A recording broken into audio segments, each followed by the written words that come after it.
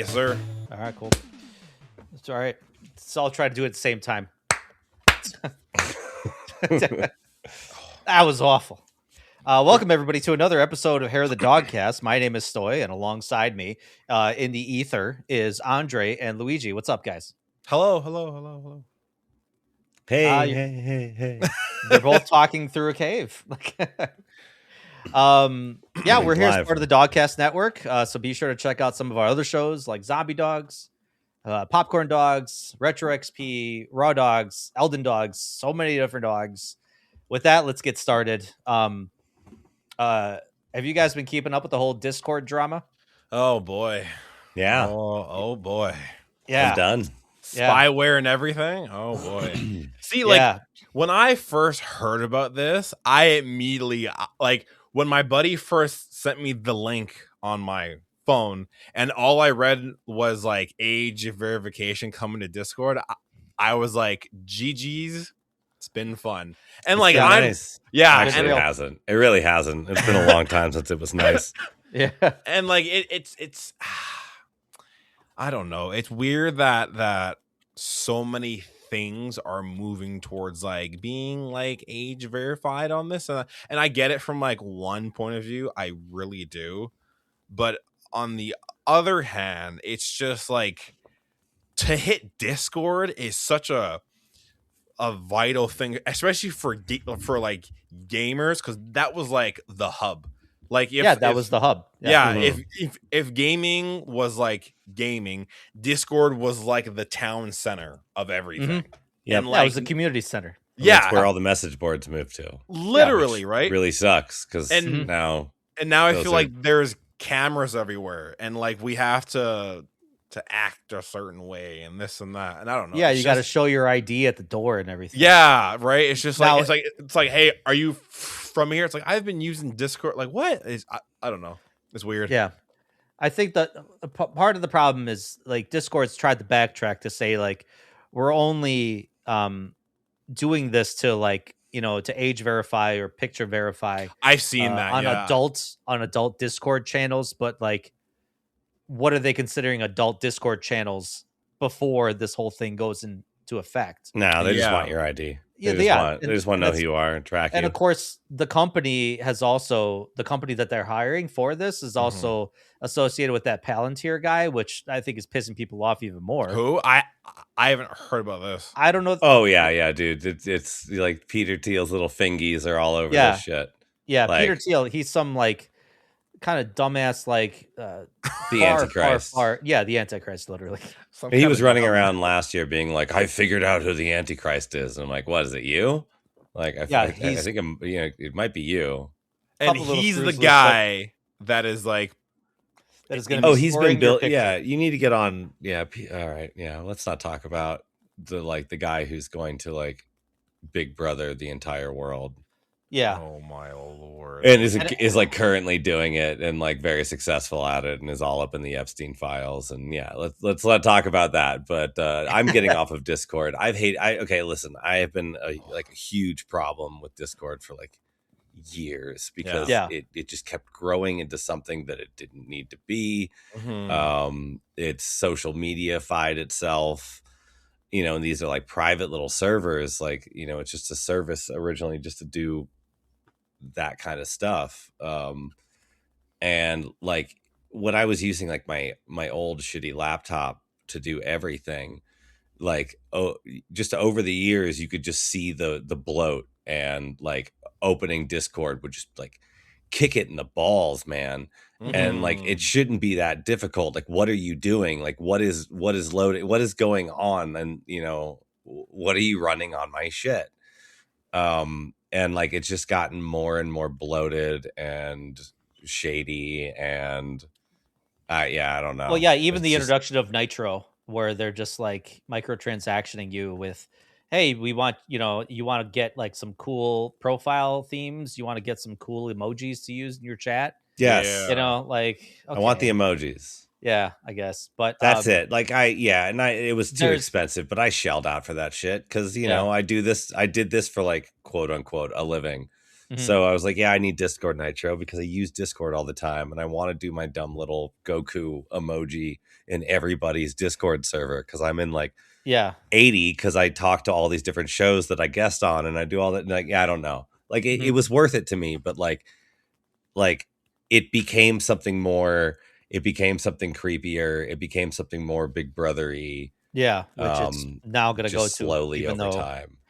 Even though they said it's, you know, they're going to delete your picture right away. I don't buy that for a second. Because bullshit. what was it? Even a year ago, there was like hundreds of thousands of usernames and emails that got leaked or that got like stolen or whatever through these hacked servers. So it's like, I don't trust Google or I don't trust Discord from that, much less, you know, now it's like you say you're going to take my picture and then delete it right away. Like, I don't think so. So there's actually talk in the Hair of the Dogcast Discord about other alternatives.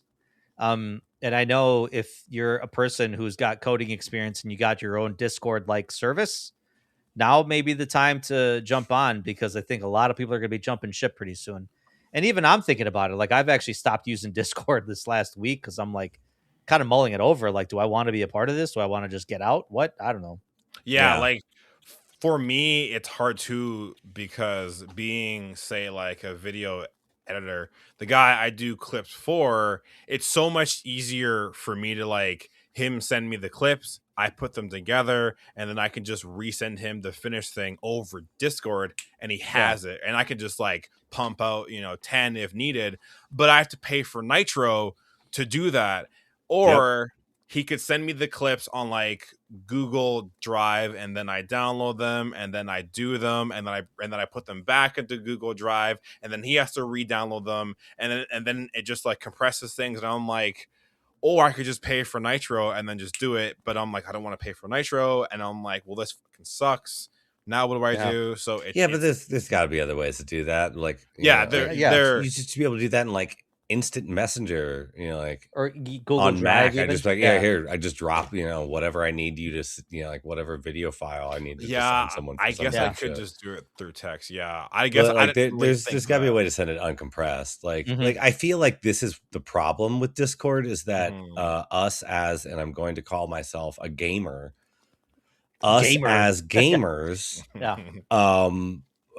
this is what we know. We've been using it for almost a decade now, or a decade for some people. Like, we're kind of stuck in this, and I feel like they're banking on that we're just gonna like roll over for it, because what other choice do you have? What other option is there? When Discord like shit like Mastodon and other stuff work like this, like they're just servers, like they're just like not exactly the same way, but like I bet if I wrapped my head around some of these other things, to be like, oh yeah, I'm used to this, I know this.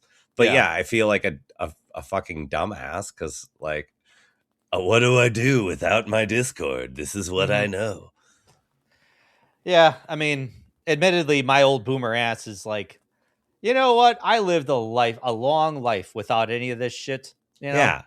I'm part of the Zennial generation where we lived for a long time without 100% like 24/7 connectivity to like any social media or something like that. I remember when it was a time where I was like, I could go outside and like say bye to my mom and not see her for 8 hours, you know? So like, well, that's the secret. We all need to throw our phones away. Like, I mean, like today. So right now, like, I wonder, honestly, like, I wonder if there is a reckoning at some point. I wonder if there's a reckoning at some point. Yeah. Like all of us need to throw these goddamn things out. Like now, like step on them, crunch on them. Like we need to stop. We all have to stop this, but we won't. We won't. We're too stuck with it. We're too hyper connected. We're too dependent on it. And I don't know what to do, man. Hey, let's shift focus and talk about Highguard. Guys, how we doing? Hey, games. Let's talk about video games instead of like talking about existential generational dread that I now have. I'm too old for this shit, man. I mean, Highguard can be in there if you want, but so apparently it's our fault that Highguard failed. See what I mean? Existential crisis. It's everything is failing out here. It's really bad to be a gamer nowadays. So Highguard, in case you guys haven't known, in case kids haven't known, the developer Wildlight Entertainment just laid off a bunch of people. They promised continuous content for you Highguard players out there. However, the numbers are showing no one's showing up to play this game. So well, it means they don't need that many people to make consistent updates for those few players out there, right? Right, yeah. So that's why they're like, well, I guess we don't have the big player base that we assumed, was. So they made a post basically on Twitter saying, today we made an incredibly difficult decision to part ways with a number of our team members while keeping a core group of developers to continue innovating on and supporting the game. One of the technical artists, and he's a rigger. I don't know what that is, but Josh Sobel, he kind of went on a little bit of a rant on X, basically saying, like, quote, "The day leading to the Game Awards was among the most exciting of my life," he admitted. And actually, funny enough, they did. Apparently, I heard they didn't want to post it. They didn't want to post a trailer on the Game Awards, and Jeff Keighley didn't even charge them.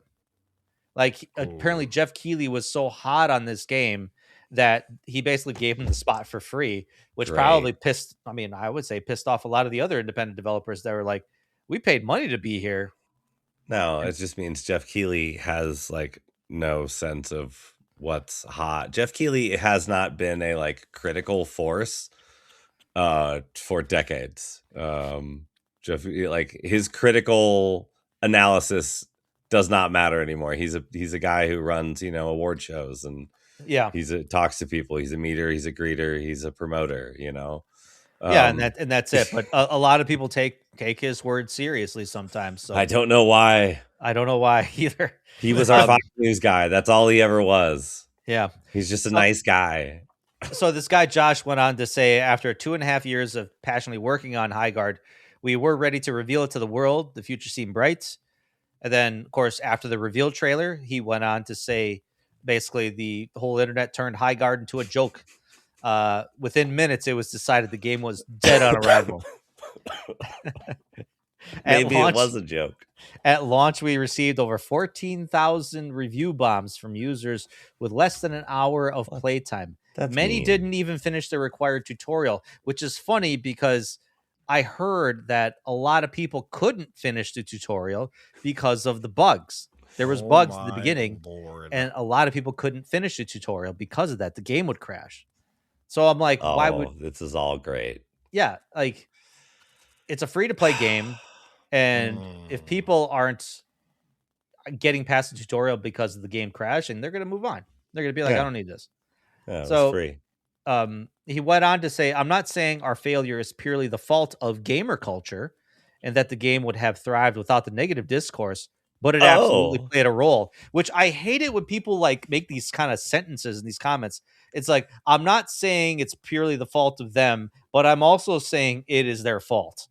It's like, it's like a Tommy Tallarico sentence. Yeah. I don't get that reference. I mean, I know who Tommy Tallarico is, but it's the kind of nonsense that would come out of his mouth when he was defending himself. I suppose you're right. Yeah. All products are at the whims of the consumers, and the consumers put absurd amounts of effort into slathering Highguard, and it worked.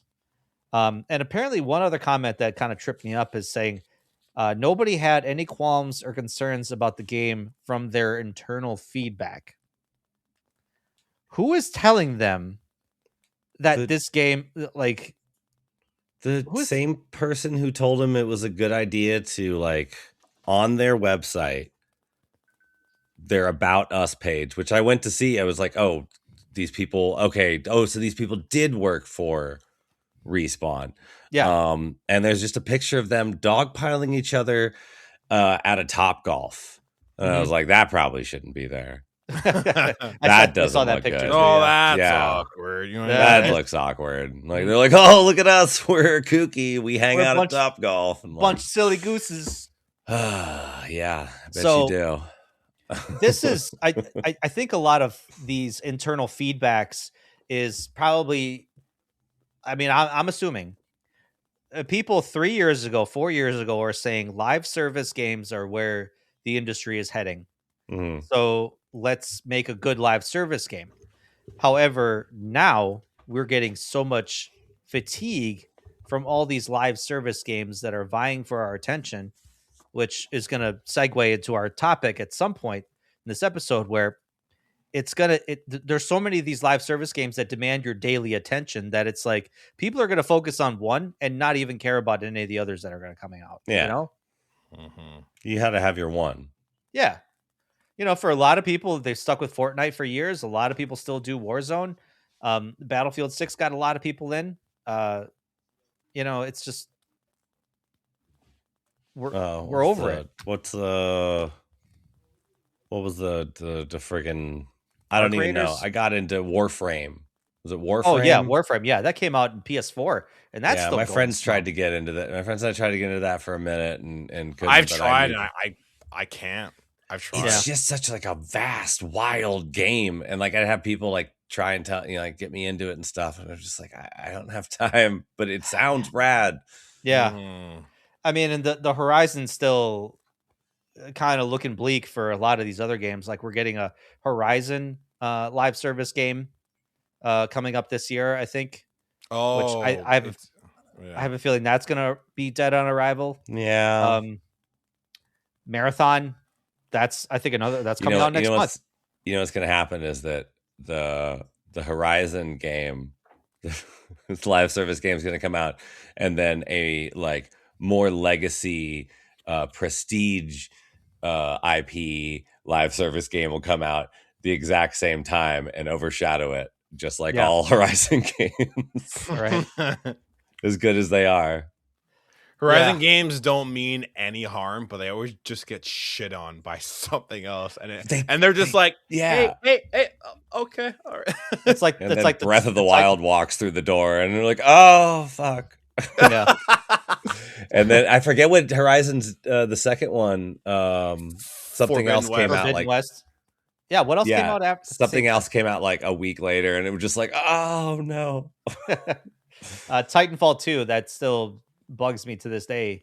Talking about that, it came out in between Call of Duty and Battlefield 1. Titanfall 2 got screwed so hard, and I will forever die on that hill. Titanfall 2 was the elite option out of those three games. Absolutely. Dude, you're going to be dying on that hill with you're going to be dying on that hill with a lot of people. I will fight anyone who thinks otherwise. I'm sorry, but that Titanfall 2 story phenomenal. Multiplayer sick. The mechanics dope. Like it had the trifecta of everything. Everything. There was nothing cooler when you were immensely fun to play. Oh god, there was nothing cooler than when you were in multiplayer and you were like on a kill streak and you like sprint from a sprint to a wall jump to call down a Titan to jump off wall into Titan and then shank someone. Come on. Yeah. It was the Pacific Rim of gaming. It was sick. Yeah, it really was. Yeah. Oh god. And then the ending of it, how they teased 3, but it never happened. I will forever be mad about that. They left him on the moon. Oh god. Titanfall 2 was elite, and I hate that it never got the gratification. I'm sorry. Which is kind of crazy because the first one was kind of like a live service game. It was multiplayer only. Yeah. But it had this really good. It had this really good world that they built, and it's like, hey, you could make a good game out of this. No single player content whatsoever. Yeah. But it has some good promise. And then they were like, okay, we heard you. Let's make a good single player game, and it became one of the best campaigns, first person shooter campaigns, I think, ever. So yeah, like there is so many like great duos in gaming, but if I'm not mistaken, and please correct me, Jack and is it BT? BT, yeah. Yeah, Jack and BT were like two peas in a pod. You couldn't mess with them. They were so good. Nope. God. I thought you were gonna say West and Zampella, the founders of Respawn. Duos in gaming. Yeah, obviously Activision screwed them over. So they went out and it's like, we're going to create our own studio. Well, I mean, EA was just like, come here. Yeah, we'll pay you money. Come here. Hey guys. Let's make them mad. And then they never really did. Yeah. And they really did. So the Steam machine is delayed. I think no surprise to anybody who saw that coming. Especially once you started hearing about all the the RAM shortages, and now when I hard drive heard storages, SSD drives. Yeah. When I heard about the price here in Canada, I was like, this thing is not going to do well. Because this is what I heard. I'm a Canadian. I live in an igloo. I have a polar bear out back. What I heard. Yeah. I knew it. How is Steve? Steve's good. He hurt his paw the other day playing hockey with the other polar bears. So I took him to the hospital, got myself Tim Hortons double and a donut. And then I got him a fish, and he's good now. Good. Yeah. Good. But yeah, I heard that it was either for the 5, I think it's 512, it was 9 something, and then the 1 terabyte or the 2 terabyte was like 13 or 1200, and I'm like, there's no way that you're just gonna drop that much. I'm sorry. No. Because you could easily just build a wicked PC, but the same conversation, the RAM prices are through the goddamn roof. So it's like you're effed either way. And I don't think it's the Steam machine's fault. I just think it's everything surrounding the Steam machine, and it sucks because it was probably going to be a cool thing. You know, I'm knocking wood. I hope it still does well. I just think it's going to have a really hard time kind of crawling out of at that price point. Absolutely, they need to stay competitive with the home console market. It's gonna if they want this to succeed. It's gonna suck. It's really gonna suck. And again, I hope it does well. I have a Steam Deck, and I love it, and I would love for Steam to kind of be in the conversation, the playing field of like home consoles. But for the price you're asking, it's gonna be so hard for someone to hit buy, because that's you know, that's a lot of money. It's a lot of money. Not only hit buy, but then also trust that like it will be fully supported when not many people pick it up. That too, right? Because all it basically is just like it's just gonna be Steam thing that can be played downstairs. And if some people have PCs, it's like, well, I could just go upstairs and play, play my 4060 XYZ. Yeah. So it's gonna be hard, but I hope it does well. I'm not gonna sit here and be like, Steam machine. I hope it does well, and I hope it really proves everyone wrong, and I really hope it makes the consoles kind of go, whoa, okay, there's another player in the game here. Yeah. So they said in the blog post that, quote, when we announced these products in November, we planned on being able to share specific pricing and launch dates by now, but the memory and storage shortages, like you've likely heard across the industry, have rapidly increased since then. The limited availability and growing prices of these critical components mean we must revisit our exact shipping schedule and pricing. Our goal of shipping all 3 products in the first half of the year has not changed, so they still plan on shipping at the very least before June. Interesting. They've even sent out like Steam machine dev kits to developers, granted a limited amount, so they're not sending it out to anybody that just asks. So it's suggesting that it's made already. It's just a matter of like now they have to figure out like, when's the market going to cool to the point where like, is this going to be a limited time supply thing? Which that would suck. If this was a limited time supply, like of like, we can't like mass produce this like they did with the Switch 2. You're going to, that third party market is going to tank. It's going to blow up. Yeah. Yeah. It's just concerned. Everything's, being used for other stuff. Like, I don't know. It's harder for video game companies to get this, the hardware now to sell to you. Otherwise, I think the only other news that was worth mentioning is Overwatch 2 is now Overwatch, everybody, which is probably what they should have done in the first place. But, here we are. And Highguard is now Highguard 2. Highguard, yeah, they just jumped right ahead. Yeah.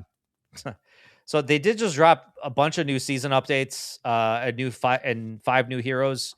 You got a tank named Domina, Anron, and Emre, which are damage dealers. Jetpack Cat, that's a literal cat, and Mizuki, who are support heroes. The Jetpack Cat's really funny. I'm not gonna lie. It's fun. I played Overwatch when it first came out. I don't think I didn't dive into 2 because I think I fell out of 1. Yeah. Two's the same thing, just with more people. I believe it. So I think the developers even said like it was a unanimous decision to like just why don't we just call it Overwatch? And everyone's like, yeah, why haven't we done that? Why didn't we start doing that a long time ago? Because you made everyone buy it. Yeah, and then all of a sudden you're like, why. hey, let's make it free to play now, and screw all the people that actually paid money for this. Yeah, that's why. Yeah, and then of course we're gonna shut down Overwatch 1 completely. Oh, yeah, you can't even play Overwatch 1. That I didn't know. Dead Cells over here. Oh yeah. So apparently, like I guess Anron's face is a weird controversy. The internet, everything is a controversy nowadays. The only thing I've seen is that if you take her face model and say, for example, if you like Photoshop her hair off and you like switch and you swap it with like all the other like females like helmets or hair, it's the same face model for like all of them. And all you gotta do is just like swap the hair or the helmet, and it's the exact same face model. That's the video that I've seen. I don't know if they fixed it, but I was like, that's kind of crazy. Yeah, I think they made that face intentionally to make it kind of like I guess vanilla, you know, like neutral. From what I read, this is a Chinese character, so a lot of people didn't like her initial face reveal, and then apparently the voice actress was getting pissed because Blizzard changed it to that vanilla copy paste face. And Blizzard's like, no, we're just keeping it. I don't know. Man, I hate the internet. When can we? I don't pay attention to anything Blizzard does anymore anyway. It's so stupid. Blizzard? Who's Blizzard? Never heard of her. Like honestly, at this point in 2026, who the never heard of her. Yeah, right. Who are you talking about? Anyway, yeah. So, don't call it Overwatch 2. It's now called Overwatch. If you're playing it, have fun. Go nuts. Whatever. You know, sounds like there's still a lot of people playing it. So good for them. Yeah. Nostalgia's a bitch.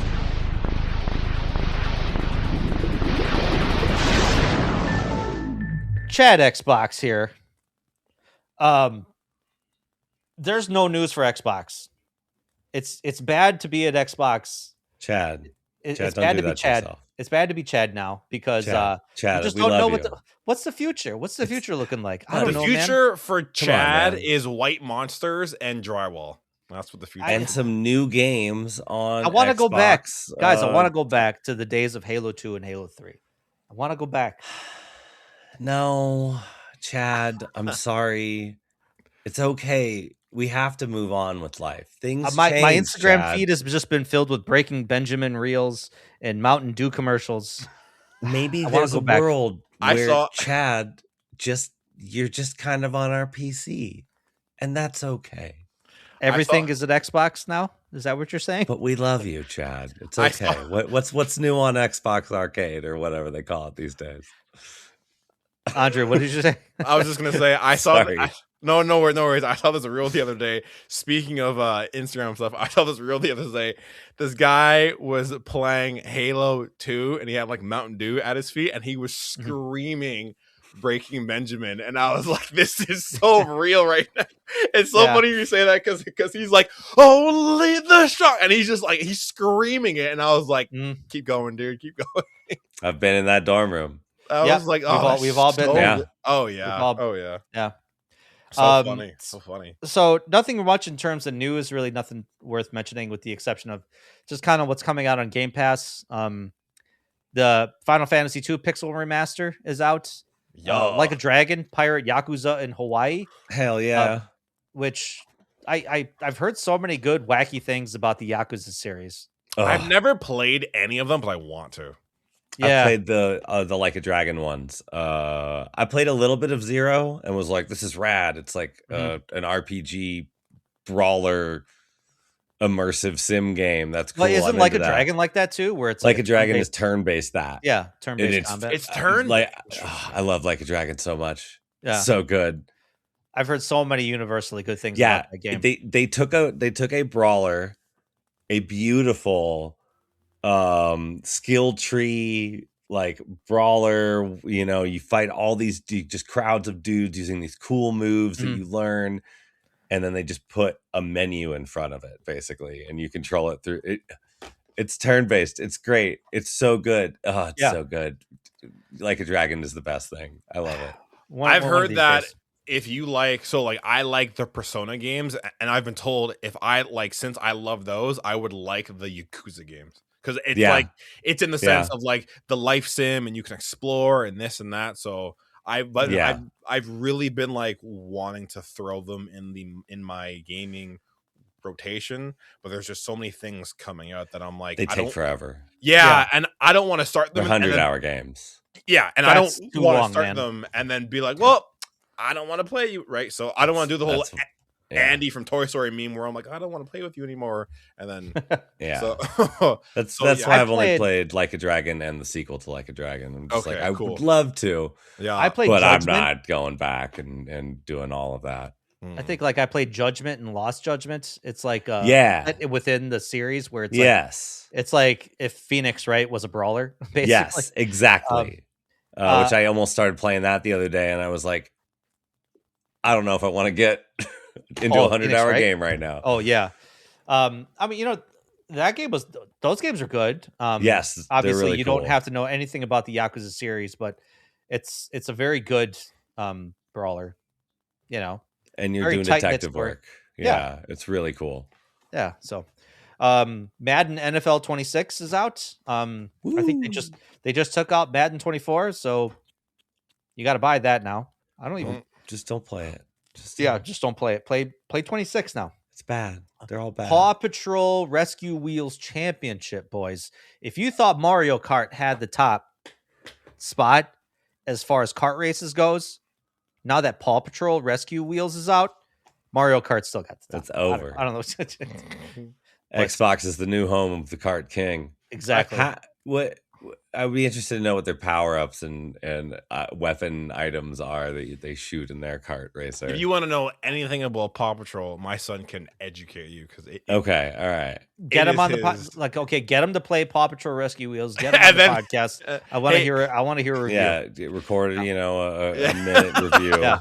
Just give me a minute. No, that's mean. Don't put your kid on the internet. No, yeah, please don't. Can you just give me your honest opinion on this game? I know you're 6, but I mean, anything you got, anything you want. Like, to say. I mean, give us a report. Yeah, you know what I mean. Maybe by what he says. Tomorrow. Yeah, literally. Yeah. Have him write it down. Have him write it down and just read what he wrote. Yeah, there you go. All it is Reloaded? It's fun.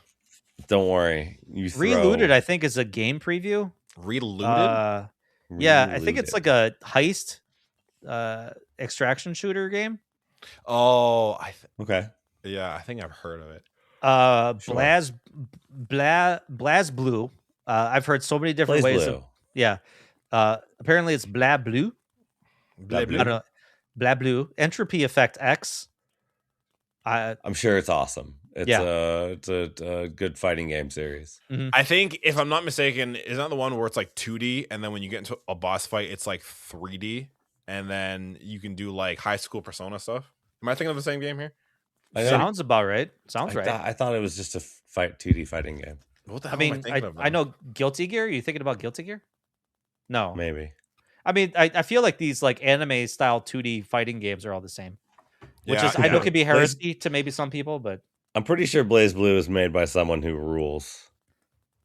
I may be thinking of a different game. That's on me, but I swear to God that was it. I could be wrong though. Star Sand Island. I don't know that one. High on Life 2. Oh yeah, Arc System Works makes Blaze Blue. Like, come on. Oh yeah, they're doing Marvel Token, so they're Arc System Works is rad. So okay, definitely. High on Life 2. That's a day one on Game Pass game. Blue. That's have you still doing stuff? Justin Roiland? No. Yeah. No, he's not part of this game. He they got rid. Oh, so he's gone from Squanch Games as well. Yeah, which was Squanch Tendo got rid of him too. Okay, good. Yeah, he got rid of by like everybody, which it's like damn. Cool. I was just like, I saw that and I was like, great, he's back. No, yeah, I think they moved on without him. So yeah, I started playing the first one again recently because it's like I thought the first one was funny as hell. But some people like Justin Roiland's humor, you can take it or leave it. But I thought a lot of parts in the first one were funny. Yeah, And then I found that stuff funny. Yeah, I think High on Life 2 is a little bit. Obviously, it's a little bit different style of gameplay. I think it's first-person shooter, but you're on a skateboard most of the time. Okay. And apparently, I think I read even today that there's an Epstein Files joke 5 minutes within the game. So, oh my lord! Yeah. Kingdom Come Deliverance is out as well, and Avatar: Frontiers of Pandora. I'm not gonna lie, that game looks really fun. Okay. Avatar: Frontiers of Pandora is very boring. Never mind. No. It's too big, and it takes too long. That's what she said. I got you. And it takes too long. It's just like I played it, and it takes too long to get anywhere. Like it's like, hey, go get on the back of your macaca. The first 10 hours of the game, you don't have access what he said. I don't know. I've only seen the first movie, so Me I don't too. know. Yeah. Same here. So I don't remember anything about it other than that was cool. Clearly, same. So.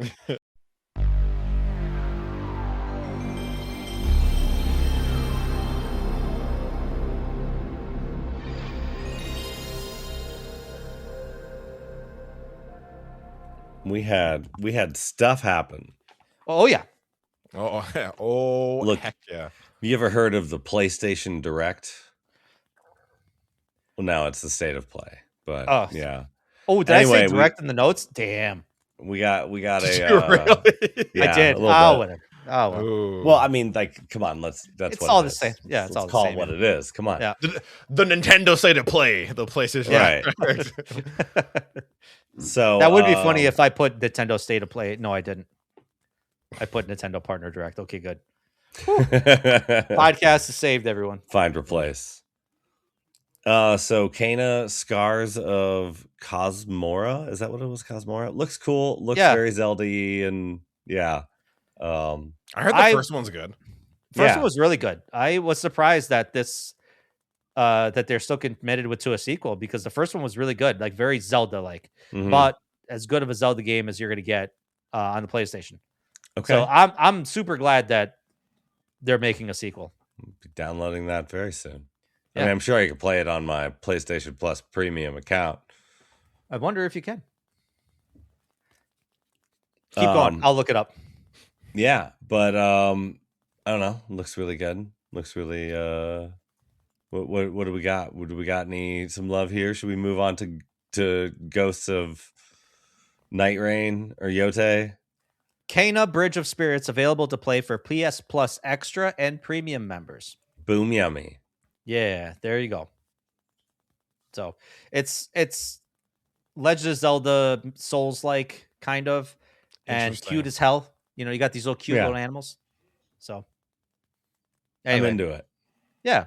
All you gotta do is say Zelda-like, and I'll be there. Like, not because like I need to play all of them, but because I'm interested in to see what they take. And one of my things is like, especially with really bad ones, is when they're really bad and they stop, like when they're stealing like Zelda ideas, and it's like, oh no, when they stop using, like when they run out of Zelda ideas, we're just going to be left with their own ideas, and I already don't like their own ideas, and I feel like it'll be bad. I'm only here for the Zelda-like. But no, I'm very interested to see like the reach of that. I've thought about Zelda a very, very long amount of time in my life. Sorry. Were we recording, or was this in the Discord where we talked about how I thought Metroid Prime 4 was a really good Zelda game? Someone said that, and I was like, oh, I sat up. Who said that? Yeah, I said that. I think we only had the conversation in the Discord. Yes, yeah. Because I thought the structure of the levels and the stages, and then of course the big open world map in the middle, I was like, this is kind of like a Zelda game, like Ocarina of Time almost, you know? But I think I actually like said that in the video I made, where I'm like, cool, the desert's Hyrule Field and the bike's Epona. Got it. Yeah. Yeah. I was like, cool. That's all you had to say. No music unless you bought the amiibo. Yeah. And then someone said 3 was very Zelda-like as well. And I was like, I missed 3 completely. I missed 3 completely. Never mind. Yeah. We got, so Ghost of Yote, I think. Night the Rain. Legends. Yeah. The Legends thing. Yeah. It looks okay. I don't know. I mean, I feel like multiplayer in Ghost of Yotei or Ghost of Tsushima feels tacked on, but apparently people love it. Okay. I don't know. Yeah, just like okay, cool. There, I'm like, why not? Why not have like a multiplayer, day? Like whatever. Yeah, and it's free if you have the base game. It's free. Are we getting back to that era where like you flip over the box to see if it says multiplayer on the back of it, like it's 2005 again? I instinctively kind of always do it. I'm not gonna lie to you. Yeah, yeah. I've always do it too. I'm always like, oh damn it! Yeah, put it down. Yeah. I'm not playing this Spy Hunter game starring Dwayne the Rock Johnson because it doesn't have multiplayer in it. God. Yeah, but like I like Ghost of Yotei was one of my favorite games last year. I loved it. I never played Legends for Tsushima. I don't know if I will play Legends for this, even though it's free. What I think they should have done is like a I don't know if you guys have played the game. Do you care if I say anything? Yeah, I actually beat it over the weekend. Have you played it? Yeah, no, you're good. Okay, so I personally think what they should have done is you can let me know, Stoy, if you agree with this. Is I think what they is this going to be spoiler territory? Yes. I wonder if we should we give people a warning? Okay, Hello for spoilers. Yeah. If anyone has spoilers, if anyone has not beaten the Legend, or sorry, Jesus Christ, if anyone has not beaten Ghost of Yotei, please proceed ahead. 5, 4, 3, 2, 1. I am going to be talking about spoilers. Okay, so I think what they should have done is like a time skip thing where Atsu and Oyuki are older, and Kiku is like kind of Atsu's age, and Atsu and Oyuki get kidnapped or something, and like Kiku has to take up the mantle of like the Onryu and like kind of become the new one, and you get like a little brief moment where she kind of takes the mantle and saves Atsu. That's what I think should have happened, but that'd be kind of unique. That'd be pretty unique. That's what I think should have happened, but alas, I'm just a I don't think we're gonna get. I don't know if we're gonna get story DLC because we got story DLC with Tsushima, but I don't know if we're gonna get anything like that. Yeah, with Yotei, so. But that would be cool. Honestly, like that would almost be a good like sequel territory of like right. Maybe not. I don't know. I feel like that would be more of a DLC. Maybe like a Miles Morales Spider-Man game. It's not like it's like an in between. It's not like super long, but it's like a solid like 10 hours of just game. Yeah. So and we only really talked about spoilers for a couple minutes. So if you want to spoil Miles Morales right now, I feel like we're still in a safe zone. Like they're still skipping. I've never played that one, so okay. Fair. Spoil anything you want. Ganondorf dies at the end of Ocarina. Shit. Wait, no, he doesn't. He doesn't die at all. Yeah. Miles becomes Spider-Man. There, I said it. Coming back. Just keeps coming back. Yeah, there we go. All right, what else we got? For spoilers? Or no, just kidding. No, we've got 4 Loop, I believe. No, we didn't talk Death about Stranding 2. We didn't talk about who Oyuki is, so technically we didn't. Oh, yes. I mean, so we're gonna leave it up to there for you guys. Anyway, didn't spoil anything. Death Stranding 2. Sorry. Yeah, on the beach, on the PC. So there you go. Cool. Yeah, like go play it on PC now, I guess. Cool. 4 Loop, co-op roguelike, Left 4 Dead-y, sort of. Nothing will ever top Left 4 Dead. No, of course not. Yeah, but like it's always different. Things are always changing, like or something like that. Like okay, that's kind of cool then. But yeah. Or Left 4 Dead, or there's another game on here that sort of reminded me of Remnant from the Ashes as well, but like good game. It's kind of like I was getting that kind of vibe.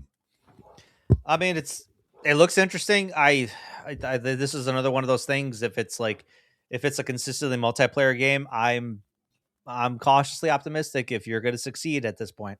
Yeah. It's hard for multiplayer games, I guess, to do well, because it's not like how it used to be where I can invite both you guys over and we can sit here and play on the same TV. Now it's like if you don't have the game, Stoy, then get bent. You know what I mean? Yeah. So it's hard, and like Let me tell you about share play on the Nintendo Switch 2. Yeah, let me segue into game share. Game share. Yeah. Perfect Game segue. share. This podcast is sponsored by Game Share. What else we got? Pragmata and Resident Evil Requiem. Yeah, those things. God, Pragmata still continues to be adorable, and like I'm gonna keep an eye on it. But I remember there was a hot rumor for a long time when this game was first announced that this was supposed to be a modern day successor to Mega Man. Like this was a Mega Man game. I heard that. I heard that too. I was hoping that it wasn't true, and thankfully it's not true. The developer said it. This is not a Mega Man game, so I was like, thank God. But anyway. Have you guys played the demo for it? I have not. Okay, so I kind of want to wait till it comes out. I played it, and I can confidently say that the mechanic of having to do like a mini puzzle in order to essentially weaken the enemy to kill them is very fun, because 1v1 it looks very cool. 1v1 it's super easy, but when you're sitting there in like a room of 3 and there's say like a boss, gets very stressful because you have to go like okay that one, okay that one, okay that one, and then kill. But if like you can get like interrupted by like this one and then overrun, but like I can understand how this game could be very hard. Very hard. Is it better to unlock them all then kill them, or to unlock one and kill one and unlock one and kill one? I personally went like one kill, because I did it where if like one's charging me, I'll kill that one, I'll dodge, get some space, mini puzzle, bop bop. So, but I can see if you're in like a room, then dealer's choice. But apparently, I don't know if it was in the demo, if I didn't get it, there's like ways where if you hack one, the room gets hacked, so you can like fire off on everyone. So that's kind of neat. Yeah. So, but like different ways. Yeah, the concept of the mini puzzle is a very cool idea mid fight, and I'm like, I didn't know how I'd feel, and then I did it, and I was like, oh, I can see how this is gonna test people. Yeah. So I enjoyed it. And then, of course, Resident Evil Requiem. But we've seen multiple trailers, multiples of the same trailer over and over again. I don't want to see any more things. Yeah. I get it. Yep. We get it. We got 2 weeks left, boys. We have Grace and ugly Leon. I get it. All right. Yeah, sick Leon now. Yeah. Have you seen the picture of his hand? Yeah, the hand. Yeah. I cried. I cried. No bullshit. I was like, no. I sent it to my friend, and I had I was tearing up, and I'm like, I can't lose him.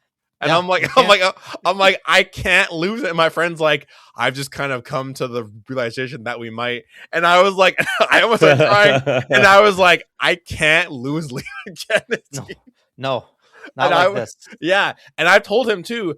I was like, if Capcom Arthur Morgan's Leon, I will forever, I will never forgive them. I will never forgive them. If I have to watch Leon die, or if Leon becomes like a monster and I have to kill him, I will never touch another Resident Evil. I swear to God, I'll be so sad. I'm out. Yeah, I'll be like, if he dies in Grace's arms, I'm out. I'm done. That's it. Yeah. That's it. That's it. I can't. He's come back from being infected before. Yeah. I keep telling myself that to make me feel better, but I'm like, ah. I mean, technically, Jill Valentine is infected. True. And she's in stuff. Anyway, Legacy of Kain Defiance remastered. Yeah. Was this the third Legacy of Kain game? I think. Right? They remastered the first two? They remastered the second one just recently. So did they remaster the first one? It was the first one, right? Well, they remastered the first and second one. One would hope they did. Yeah. So, and they're just like, we just skip right to the third one. Yeah, right. So, anyway. We got a new Dead or Alive game? Oh, well, yeah. Dead or Alive 6 has been out for a while, but I think they updated it to call it an update. Round. Okay. Yeah. Yeah. I know Dead or Alive. No, that's a Tekken game. There's a Tekken game coming to Classics Collection. That's what I'm thinking of. Yep. But yeah, apparently it's got. They also announced a new Dead or Alive project that they're working on. That's what. Like Yeah. Just like a quick teaser. It wasn't even. It was like the teaser was so random because it was just the girl and then her like big breasts, and it was like Dead or Alive project, and I was like, "Welcome to Dead or Alive, man." Well, I was like, all right, dude. Yeah. Did anybody catch the scene where like I think they showed off the photo mode, and they moved? I think it was Ayune was the character's name when they moved her. Did you see the jiggle physics? Yeah. And it's Tecmo, baby. Yeah, Itagaki lives. Hey, baby. Itagaki may be gone, but he's still there. He's still there. Anyway. Control Resonant. That looks good. I beat the first Control game. I won't lie. I went into it blind, and I came out not really knowing the story, but I had a good time. I thought the story and the lore was awesome.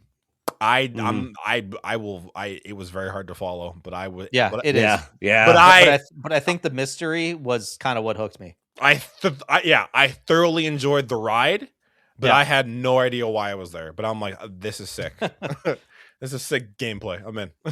It was vague enough to keep you interested. I don't know, where it's like, what you're saying, what's going on this whole time, and then you beat the game, and you're like, I still don't know what's going on. Yeah, literally. I'm like, I don't know how you have powers, but hey, man, if I can huck this tree at that dude, I'm in. Yeah, let's go. I think Remedy has just earned the right to do whatever the hell they want. So just let them go for it. Yeah, let these guys cook. Yeah, pop off. Crimson Moon. It's a third-person action game where players take on the role of a half-man, half-angel knight tasked with fighting horrific demons. This is the one that I was saying felt like melee combat Remnant. Yeah, I think I got which I'm into. That makes sense. It looks good. I mean, it's Howard Ryan's studio. Oh, okay. Worked on Halo 1, Halo 2, ran Bungie from 2008 to 2016. Oh, okay. So yeah, this is what he's up to, I guess. So cool, good for I'm him. interested. I'll keep an eye on it. Bet. Otherwise, we got more Beast of Reincarnation. Yeah, which more of this, but cool. Mm-hmm. I'll keep an eye on it. I don't know if I'm gonna play this. I think I will. I'm intrigued. Yeah, I am. I'm very intrigued by it.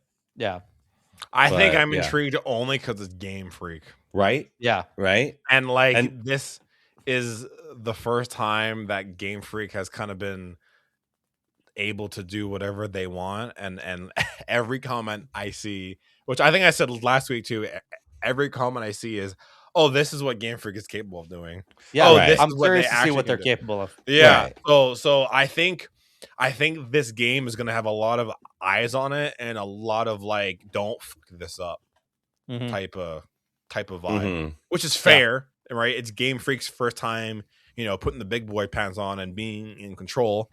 So it's gonna have a lot of eyes, which could be a good thing or a bad thing. But I think it's gonna be. It looks really good. So yeah, it does. Rayman 30th Anniversary Edition. Who cares? Mina the Hollower demo available now. Mina the Hollower.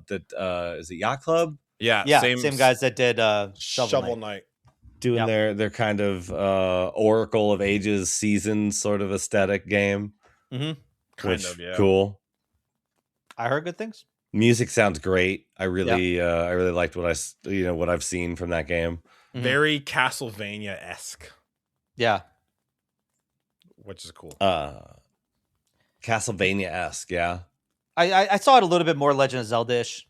Yeah. I guess that's fair. I played the demo and I didn't really play. I never played Shovel Knight, so I tried that demo and I got Castlevania vibes with Shovel Knight. Sure. Yeah. Shovel Knight. Is it good? Yeah. Yeah. Okay. Oh yeah. Yeah, the game is brilliant. Okay. Yeah. But if I ever yeah, get a this chance, new I'll- one, I'll catch it. it's very Super Nintendo-y, whereas this one feels kind of Game Boy Color, overhead Zelda kind of thing. Okay. Yeah. Okay. Bet. I played Neva. It was made by the same studio that did Gris.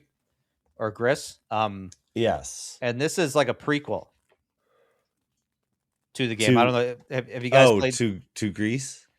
No, this is the Neva prologue is like a prequel to the actual main game. To Neva, okay. Yeah. So I don't know if you guys played Neva. But it makes sense. I I did not.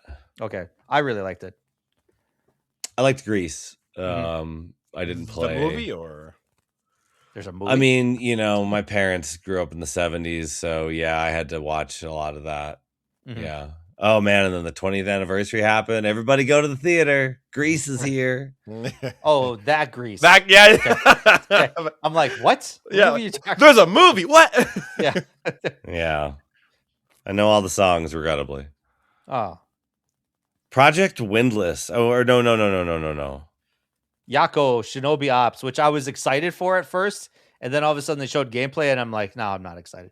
Oh.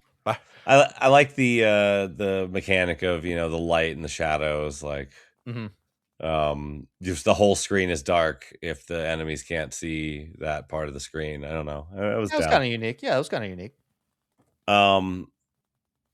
So yeah, now we're talking about the big one. Project Windless, guys. Like, let's get the horns out. Who is ready to play? What was my joke? Oh no, it's gone. Oh no. Oh no. It's a Chicken Musouls game. Yeah. Chicken Muso game, yeah, where it's like Chicken Musouls. Musouls. Okay, I get it now. Because what do they call that Dynasty Warriors type of game? It's like Muso, yeah. So Musouls, I get it now. Yeah, dude. What is up with this? Yeah, I'm like, you're a chicken. You're a bipedal chicken. You're not jacked. just a little chicken. You're jacked. He's a big boy, jacked. beefy chicken boy.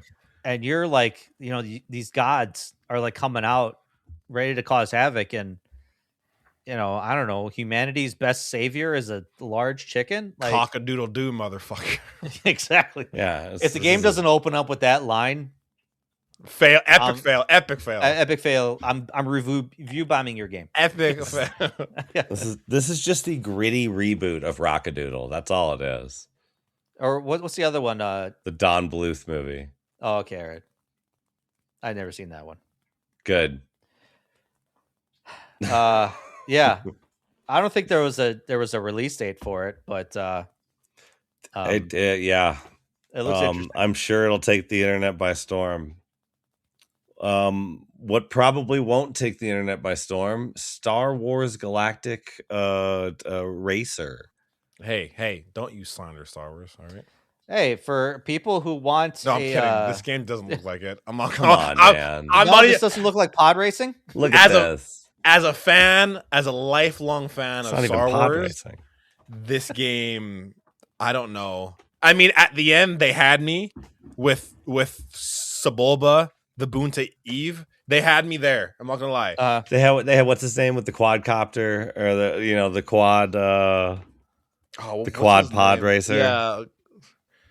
Oh yeah, I don't know. Someone was like you beat them in a race, and he's like, "Oh, you're lucky. My guys are holding me back right now." Ben Quadraneros. That is absolutely that guy's name. Ben Quadraneros. Yeah, literally. Yeah. This guy was not Ben Quadraneros though. This guy was just some dude you beat in a pink slip race, I assume.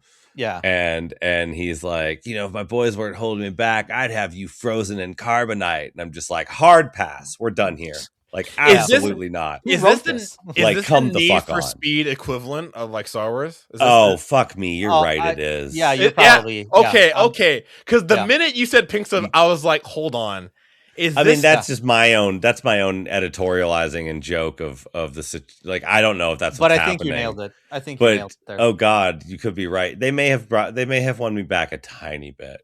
if we're running away from like Star Wars like cops or like stormtroopers being like, no, get him, he's breaking the racing laws, racing laws, then you know what, you may have me back, but that's about as far as I'll go on that. You know what, I'll give it the old college try, but I'm not gonna guarantee a full playthrough. Let me know. I don't know if I'll buy it right away. I may buy it on sale. I don't know, this is like a sale game, I guess.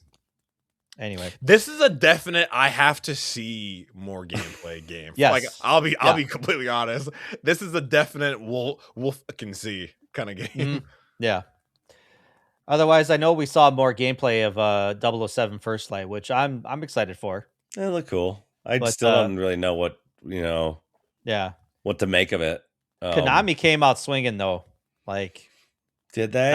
Konami's I don't know. Konami's back with this announcement. I feel like they came out swinging, but did they hit? I mean, a lot of people wanted this to happen. They threw a bunch of people. They threw a bunch of developers that they hired to do Konami IP at us. Mm-hmm. That's what they did. Konami's not doing anything still. Konami's a publisher at this point. I kept looking for like a Konami Studios, project that wasn't a remake, that wasn't a whatever, and maybe I missed it, but it's just like there's some new stuff. I mean, when we talk about Rev Noir, I think that's an exclusive Konami game. Yeah, okay. Is that okay? Yeah, but that looks cool. It's like a JRPG. Yeah, like an anime looking JRPG. I don't know. Mm-hmm. I'm into it. I think it's very early have the pedigree for that. Yeah, it's very early in development for that, but kind of cool. Yeah, but of course they opened up with Metal Gear Solid Master Collection too. Mm-hmm. What we've been actually waiting for, really. Yes, that's what we've been waiting for. Yeah, the other one, the stuff on the first one, like cool. Mm-hmm. This one actually has Guns of the Patriots on it in a way that you can play that doesn't take a PS3. Yeah, was locked on PS3 for a long time. Yeah, it's been stuck in the bygone era for God knows how long, right? Mm-hmm. And so I mean, like. Rad. Snake Eater is probably my favorite, but Guns is so close to being cinematic. Like, it's a fucking movie. It really is so good. And like one of my favorite scenes in that entire game, I remember the first time I played it. I think it's like once you beat one of the bosses, Snake calls Otacon and they're talking, and he's like, "Otacon, we have to swap discs now." Yeah. And Otacon's like, "No, we don't." And he's like, "What? Why?" And he's like, "Because this is on one big disc now. We have the technology to do that. It's Blu-ray discs." Yeah. And Snake's like, "Oh, okay, cool." And I was like, that fourth wall break was fucking insane. Yeah. For a Metal Gear game, it was nuts. Hideo. It was so good. And like all the bosses are like references, and then the 90-minute cutscene at the end. Oh, just absolute, like literal cinema. Yeah. It was so good. Yeah. 4 is such a good game. The game didn't want to end. I remember that because I fired up my PS3 last year to beat this game because I'm like, I don't think we're getting this game. And of course, I wish I knew because man, that is a chore of a game to go through. Great game, but man, it's long. You got to be invested. You got to be invested. Long as piss. And I think it holds the Guinness World Record for the longest gaming cutscene. If I'm not mistaken. No, if I thought that got upset. I thought that got upseated recently. It definitely did. It definitely did. I think it did at the time. Okay, yeah, okay. I might be ignorant and just not know now, but yeah, at the time it held like the record for the longest gaming cutscene. It's like I think like 90 minutes or something. No, 71 minutes. You're right. Metal Gear Solid 4. It is? Okay, yeah. Yeah, the ending epilogue, 71 minutes. Long as shit. Shit. Jesus Christ. Yeah, so that hour and a half cutscene that everyone was so notorious, I am just now learning, is 71 minutes, not an hour and a half. Mm-hmm. Sorry. And it comes at the end of the game. Yeah. Yeah. Okay. That's reasonable. You have to save. Everyone like, oh my God. And then all of a sudden a movie starts and they don't even warn you. And it's like, you're at the end of the fucking game. Chill out. Yeah. And it's nice That's because you stupid. can actually save in between. Excuse me, sorry. Yeah. I don't know. I mean, it's cool. We're getting that, and then we're getting Metal Gear Solid Peace Walker that was locked onto the PSP for a long time. Yeah. So, and then Metal Gear Solid 1 from the Volume 1 collection is getting a high resolution update, which is kind of what I think people wanted in the first place. That's kind of cool. Yeah, so now you can actually play it with like high res graphics. Probably a slew of other improvements. So that's kind of cool. One's always a fun time. Yeah, and it did not age well in the graphics department. Hell no. But so now it's like we're getting a little quality of life graphical improvement. So Darwin's Paradox. This is a game. Yeah. Pays homage to Metal Gear Solid. You're an octopus instead of a snake.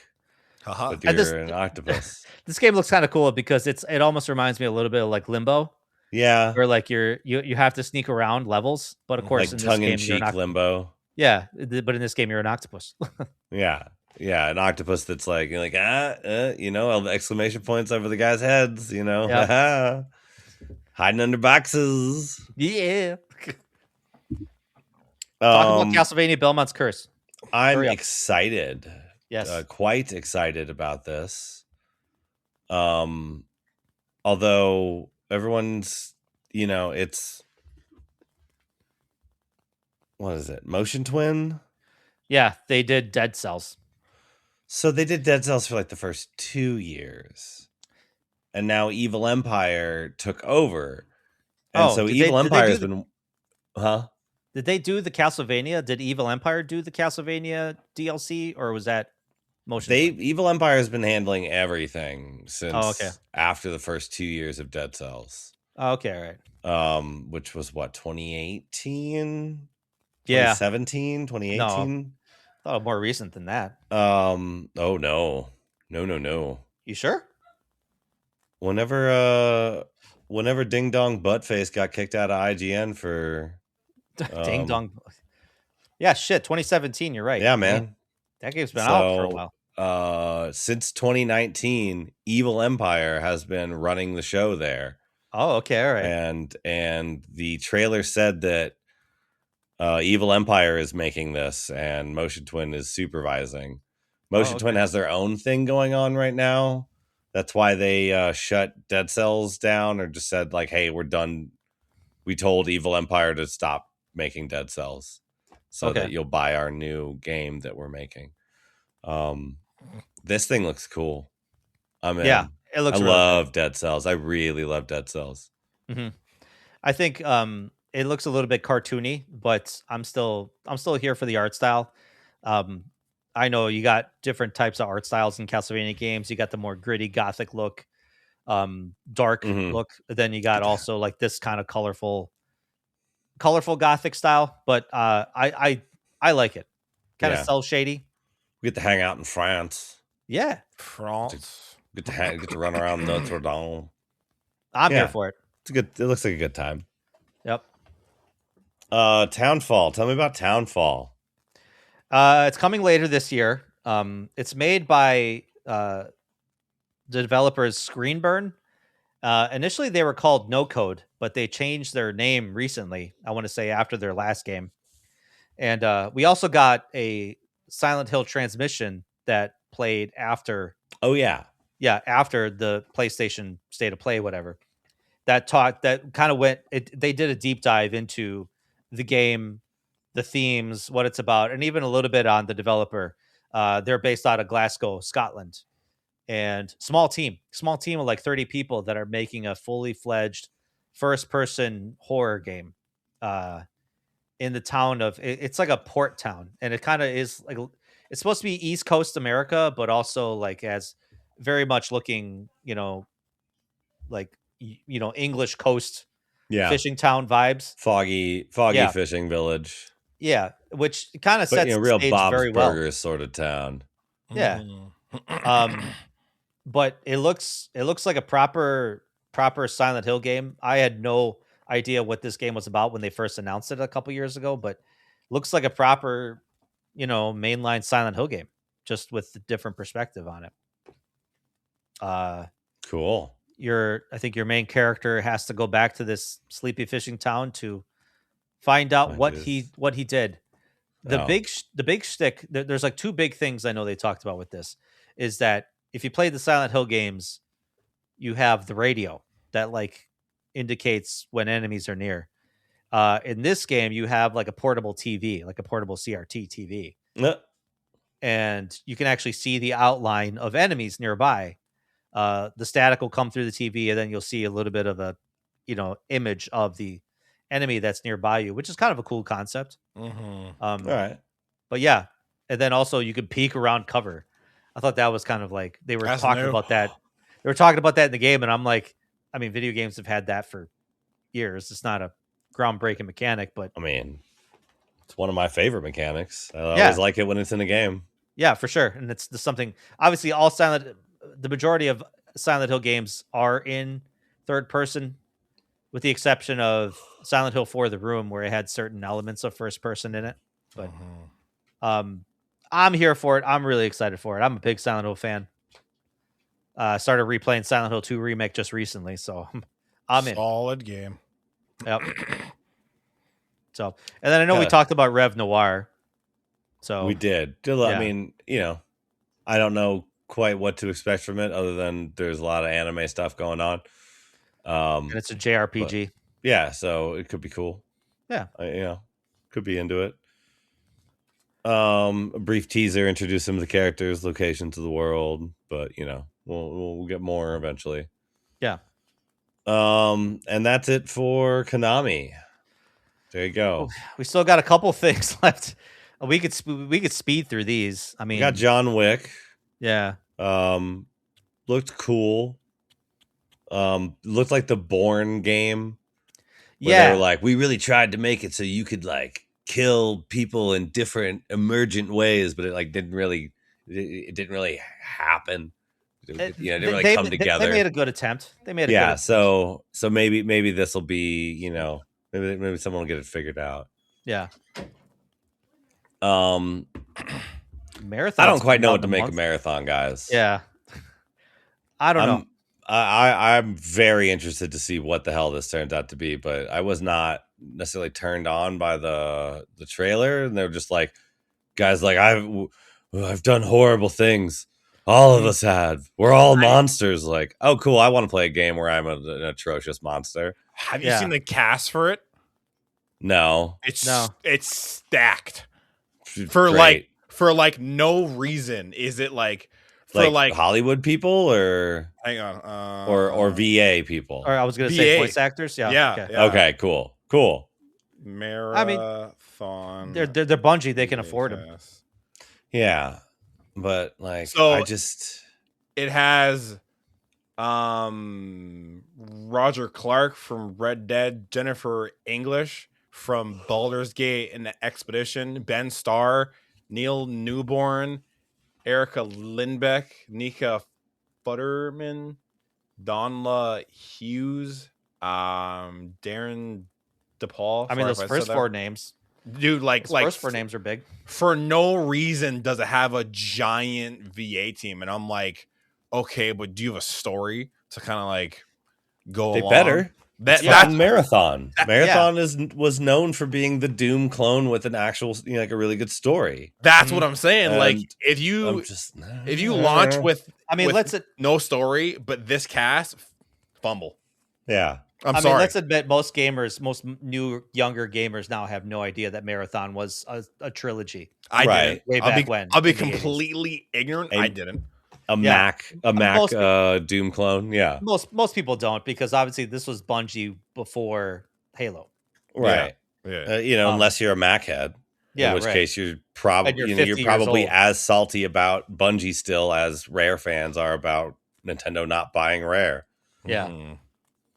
Anyway, there's going to be a server slam, an open preview set for next week, I think. 26th. The game is supposed to come out March 5th, guys. It's coming up. It really is. We'll see. Yeah. I'll probably check it out at some point. I'll just to see. Mm-hmm. Because I'd be very interested. Like I said, I like Marathon, so I want to see it. It looks unique. Yeah. Sure. I honestly, out of all the live service games, I hope this one succeeds. I know that could be controversial for me to say. I hope it succeeds. Yeah.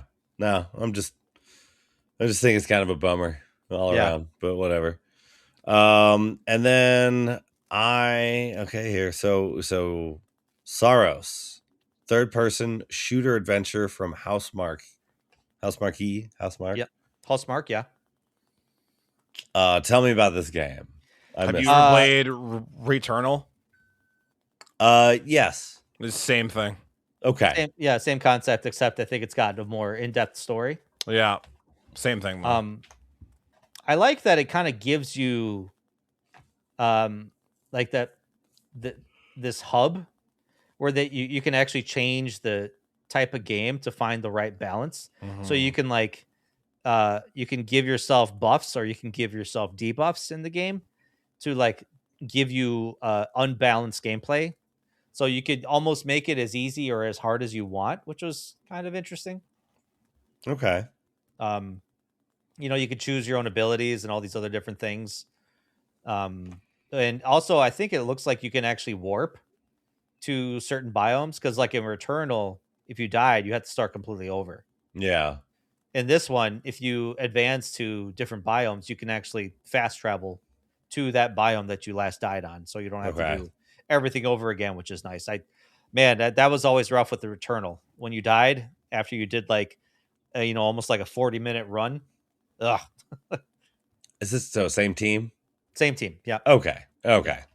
So it was like, yeah, sounds very Returnally. Yeah, so this is coming out April 30th as well. So, and we talked about Marvel Token Fighting Souls. We talked about that because this is Arc Systems game. Yes. I mean, I'm not a big fighting game person, so I probably won't play it. And I'm also not a big comic book person, so I probably won't care. But there's a lot of people that do, I guess. So, yeah. I mean, it looks good. It looked great. I bet it does. I mean, like, I really liked their designs. I liked how I love the art style of this. Yeah, I like how Marvel, like, that they came initially when they were doing their pitches for their design aesthetic. They came with like very typical stuff, and they're like, no, we want you to like do whatever you want with it. Like, no, like get weird, please, and come back. Like, so I appreciate that. Yeah, but. Yeah, because why get Arc Systems to come on to make a fighting game for you and then tell them how to do their job? You actually went to them for a reason. So as what the kids say, let them cook. Yeah. And then all this God of War stuff. So God of War is a franchise, like for real now. It's a extended something or other. We have a Metroidvania that just shadow dropped that day, which was kind of cool. It is cool. Did you know that this is co-op? This is co-op. Oh. And did you know that the only way you can play co-op is if you beat the game solo? What the hell? Yeah, it's a wild like Nazi zombies. Yeah, like, the only way you can play with your friends is if you beat the game. Huh. Single player. That's sad. Which, why would you want to do that? Yeah. I don't know. Like, well, now I've played the game. Yeah. Would you like to? Now you get to be my son, and I'll show you how to become a man. Well, this was the game. This game was unique because I think this was Kratos well before he. I think he was like Asteris is not running around or whatever his kid's name is. He was a Spartan in training, so to speak. Yeah, so it's him. This game can correlate, I think, to the PSP game, but it's basically which one? It's Ghosts of Sparta, or what was the other one? Chains of Olympus. That was the other one, yeah. I think. Oh, is it Ghosts? It's either Chains or. Hang on. The original Kratos lore is kind of weak, but but like this is like before he even had the paint. Before he even had, I think he's got like a shield and a spear. He's still married? So, I don't think so. Even I think this is she's still alive, right? That's what like. Okay, so I think this is even before that. This correlates to Ghosts of Sparta. It's that one. Okay. Yeah, and so Sons of Sparta, right? That makes sense. So you're pretty much Kratos in his like teenage years where he's like Okay. The and- angsty teenage years. Yeah, and he has his brother God. Deimos, Angsty Kratos. who I don't know the concept of the game, but it's basically him and Deimos, and from what I've seen so far, they like have to prove themselves as like Spartans and some shit like that. Yeah. Cool. It's they send the kids out into the woods with a spear or something from the movie. Don't get me the head of the wolf in the woods. And don't come back, or you're not a man. Back. The God of War trilogy is also getting a remake. Is it remaster, remake, like all Said full remake. All right. Apparently, it's in early development, so we're probably not going to see this for another. It better have the mini games, or else. No, I'm just kidding. Yeah. Yeah. It better. I want to. I don't think it will. I don't think it will, but I don't think it will. Yeah. I just want to buy the Hydra fight. Oh. Nothing I had ever played in any God of War game Hit you like the Hydra fight? Like the Hydra fight was like the best part, and it was at the very beginning of the very first game, and I was just like, it opened I'm just up chasing. with I'm that. literally chasing a dragon right now. Yeah, like I'm trying to get that high back, and nothing ever really did it for me. That's fair.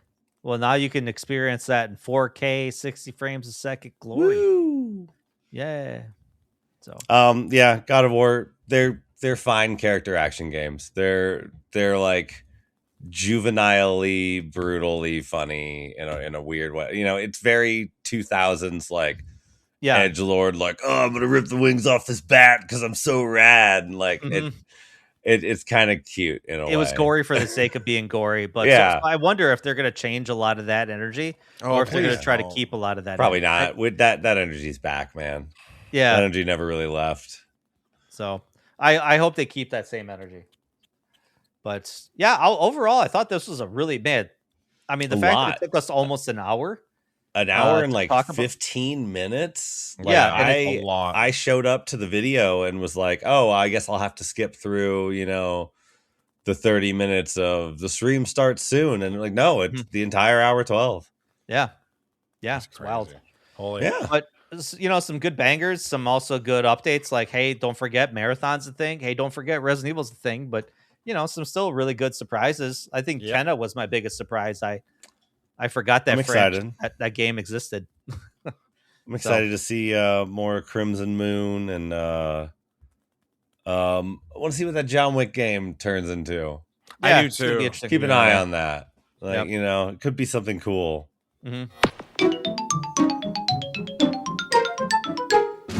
There's also a Nintendo partner direct that the world hated, and I don't know why, but people, I feel like we've entered an era where people just hate directs. You know what I mean?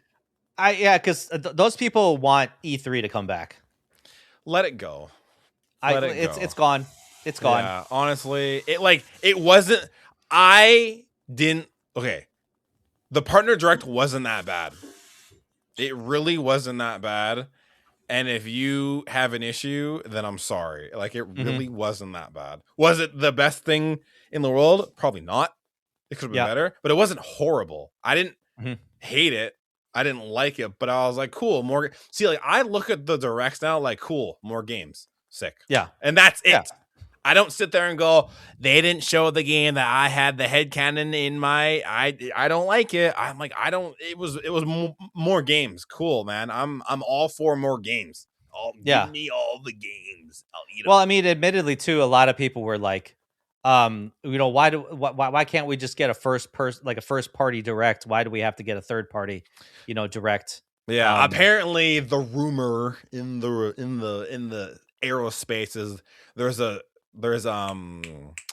general direct this week or like the first week of March, but I've gotten to the point where like I started to stop watching all the people that I did, because I'm just like, we're just kind of just going in circles about the same shit, and I'm like, when Nintendo says it, cool. Yeah. So I don't know. I still think it's. I still think it's a worthwhile direct. No, yeah. So I liked this partner direct. Starting off, we have Orbitals, which is basically an 80s anime inspired co-op game. Think It Takes Two, think split fiction. That's hard Mhm. to say. But it looks very Dragon Ball, which is sick. Yeah. It looks the visuals, the art style, the art direction is super, super cool. I Mhm. myself look forward to eventually hoping one day play it. But other than that, we got Paranormasight, the Mermaid's Curse, girl with no memories, a girl with no memories, searching for mysteries, and a housewife investigating murders are all story threads that converge in this narrative heavy game that's coming to Switch and Switch 2. So that's cool. Typical story about like girl with amnesia and very visual novel, which is cool if you're Mhm. into that. This one looked really cool. Tokyo Scramble, out now. A world of danger in dinosaurs in the stealth focused game. So imagine like This looked silly. Yeah. this looked really, really funny, and I kind of want to play it. Yeah. So kind of imagine like a stealth game, but you're hiding from like dinosaurs. Imagine stealth game meets Dino Crisis. And that's it. Mhm. Yeah. So gotta avoid the crazy dinosaurs. yeah. Yep. So it looks interesting. I kind of just want to give it the old heave ho, see what it's about. But I don't know. You know, honestly, there's so many that what was that game that we were talking about like a month ago? That came out of the PS5 that was like a broken mess. Oh, yeah. I already blocked that out of my memory. Yeah. But there's so many of these kind of third-person survival horror games on PC that it's like, you know, trying to discern what's good and what's bad. Yeah. This one looks like it's leaning in pretty hard on the craziness. I mean, there's a dinosaur with a full head of hair. Oh yeah. In the trailer. We have entered what the F. This is a stream game for sure. Oh Easily, yeah, 100%. easily. So we got Hollow Knight Switch 2 upgrade. I don't really need to talk a lot about that. Hollow Knight. It's here. It's here. It's here. You can get it. Go crazy. This one threw everyone into left field. So Final Fantasy Remake just came out. She's back there. You know, we met at coffee, and now Final Fantasy 7 Rebirth is coming out June 3rd, and this one wants to get married when I just met her. So it's crazy that Remake just came out, but now we're getting the sequel months later. So this is cool. I myself have never played Rebirth, and I've always wanted to, but now I can finally strap in, buddy, man. It's so different than Remake, but it is. Yeah, I've heard it's from so amazing. many people that this is easily like the best game they've ever played, and the bar for this game is set so high. So I am expecting absolute cinema out of the gate. I'm gonna say that right now. I better be. You played the original when it first came out, right? Like the remake? No, the Final Fantasy 7. Like I've never played that game in my life. Okay. So playing Rebirth. Yeah. As a person who had played 7 originally when it first came out, you know, a few times. Yeah. It's wild how different. You know, like okay, you know how it is when you first play a game like 20, 30 years ago or something like that, with like the kind of like, you know, the shitty graphics compared to what we have now. Yeah. So it's like your brain kind of fills in what it should look like. Yeah. You know, it's like a kid reading a story when they were like 8 or 10. It's like your brain kind of fills in a lot of the extra stuff. You look at the Atari box and you look at the thing on the screen and you go, okay, I can work with this. Yeah. Your brain kind of fills in the rest. This game is that brain of basically filling in the rest. Like going Costa del Sol is like so much bigger than the original game. I mean, it's practically open world at this point. It even like going to the gold saucer. You know, in this game, it's like, oh my god, it'll like blow your brain if you played the original game when it first came out. That's crazy. Yeah, Yeah. I'm super excited. I cannot wait to jump into that. Especially when you have to decide, the swimsuits. If you know what I'm talking about, boys, you know what I'm talking about. I've heard there's like Team Aerith and Team Tifa. And Yeah. I'm sorry, but Tifa's on my heart since the first time I saw her. So Team Tifa.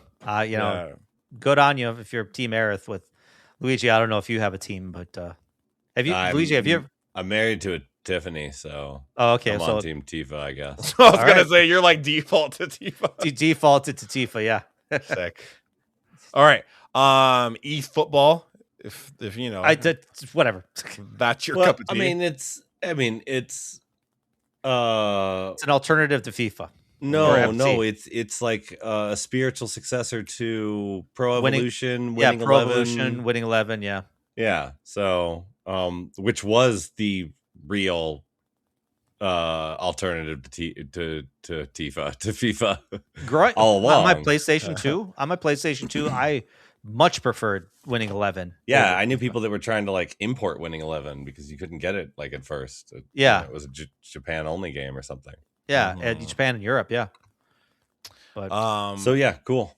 After that, we got Captain Tsubasa 2, World Fighters, the real soccer game. You should be playing. I mean, is Tsubasa awesome? I started to like play Tsubasa, it, and I was still in the tutorial. Tsubasa is I only played the first Tsubasa. There's like a whole series that goes way back. Yeah, Super Nintendo, but like the game basically though, anime. The recent one. Yeah, but I mean it's anime soccer. Yeah. Sure. Yeah, so there's that one. This game is a game I'm looking really forward to. The Adventures of Elliot, the Millennium Tales. I'm really looking forward to this one. Feels very Zelda inspired a lot. If you haven't played the demo, go check it out. Okay. This is demo. Very heavily inspired by Zelda. Like everyone has said that. There you go. Yeah. So I was like, cool, and then I checked it out, and I was like, yep, checks all the boxes. Super Bomberman Collection. It includes all 5. If that's your thing. Out now digitally. Bomberman's pretty rad. Yes, sir. Yes, sir. I don't know how many of them you need, but I like original Bomberman. I liked it a lot better than R. Mm-hmm. R felt kind of clunky. Like I just really, when they were like, we're dropping a Bomberman game on the Switch at launch, I was like, rad, like let's do this. Like I want to play some Bomberman with my friends, but it was fine. Yeah. And then we got Pragmata. The demo's out now. I talked about that. If you haven't played that, go check it out. It's a lot of fun. Turok Origins play as a legendary Turok warriors, face off against ferocious dinosaurs and take on a terrifying alien threat that's aiming to kill all humans.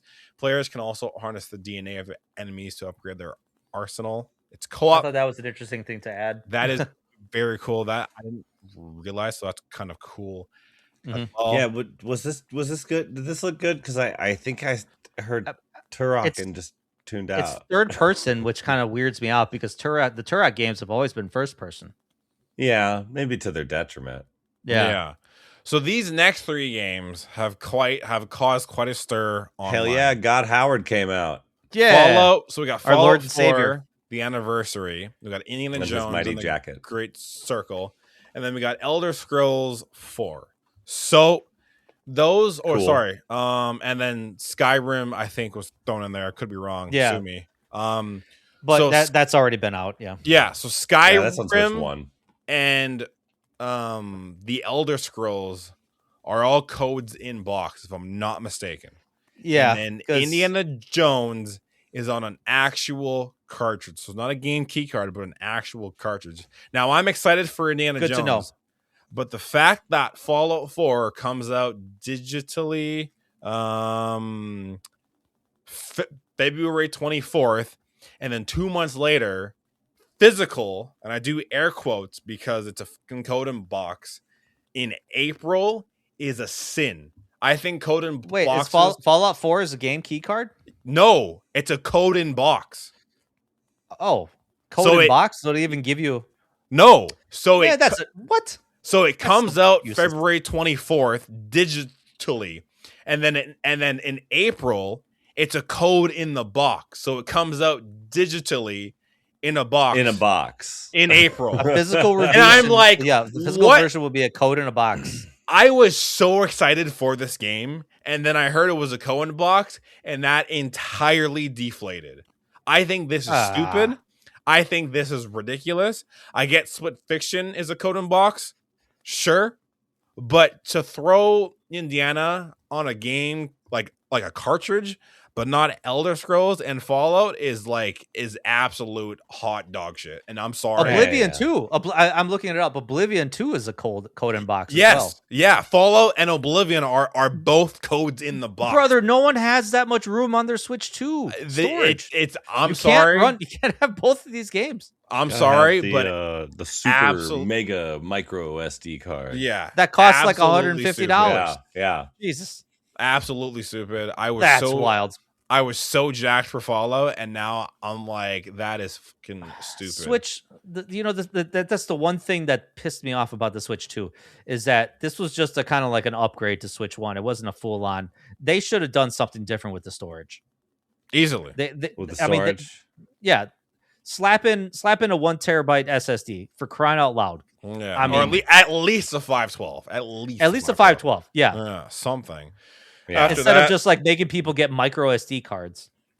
This was the game that I was thinking of earlier. It's Kyoto Xanadu. Yeah. It's a 2D, and then when you fight a boss, it turns 3D action. Yeah. Platformer. This is the one. This is the one. I don't know why I didn't think of this when you were talking. Yeah. So there's that one. Underground. Like, what if Kyoto Tokyo had always been the capital of Japan? Haha, exactly. Yeah. We're getting Digimon Story Time Changers. Cool. July 10th. Cool. Grand Blue Fantasy Relink Endless Ragnarok. Dive into the world of Grand Blue Fantasy Relink, a fantasy RPG with retina searing tag team attacks. July 9th. So many words there. That was what were those words? It's literally I copy pasted the description. Yeah, I know Grand Blue, but like that was just a jumbled mess. Sorry, go ahead. Monster Hunter Stories 3 Twisted Reflection. A demo's out now. And if you haven't heard or played this game, it's basically Pokemon meets Monster Hunter, and that's it. Yeah. I played the first 2 Stories games. I love the first one is very childlike. The second one I got really heavy into. This one I might try the demo and see. People say it looks very good on the Switch too. So take that as you will. Arcade Archives has new games: Rave Racer, Cool Borders, Ninja Gaiden 2, The Dark Sword of Chaos, and Sonic Wings Special. Bunch of random games like that have nothing. Yeah. So other games. Yeah, these aren't arcade. Were these arcade archives? Or are these the new like console archives that I'm scared of? I feel like they should be calling them console archives, but yeah, because I think this is where they introduce that they're going to start doing this, where they're like there are certain games that they just can't probably get the license to put on their Switch, like the Super Nintendo class. They're running out of games because everyone is releasing these, unlike on the Wii days, everyone has their own way to get this shit to us now. So they're doing that by themselves. So they're scraping the barrel on some of these, and now it seems like maybe they're just going to go and sell classic games to us. Well, that's the way to go, because technically you don't own, it's the whole ownership thing. When you have the Nintendo Switch Online, you can stream or you can play Ninja Gaiden 2 on Nintendo Switch Online, but obviously you don't own it if you stop with the subscription. Right.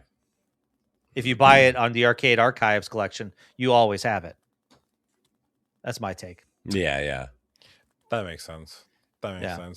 Quickly, just some other games that got announced with release dates. PGA Tour, February 6th. Reanimal, which I haven't opened it yet. Apparently, IGN gave this a 9 out of 10. So this is out. Have you guys played Little Nightmares 3? No, but I'm actually picking it up Wednesday. I'm picking it up on Wednesday. you could definitely tell that was made by a different developer.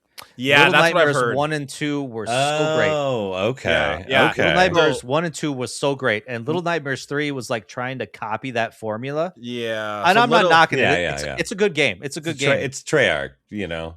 But obviously they tried to do their own thing with it, but they didn't capture that same kind of like grotesque dark feel that these developers did. And that's what I've heard. I've heard Reanimal is the one to get between this and Little Nightmares 3. Yeah, my friend sent me just a blurb of what IGN said, and they're like, Reanimal has taken what the first Little Nightmares did and like made it so much better.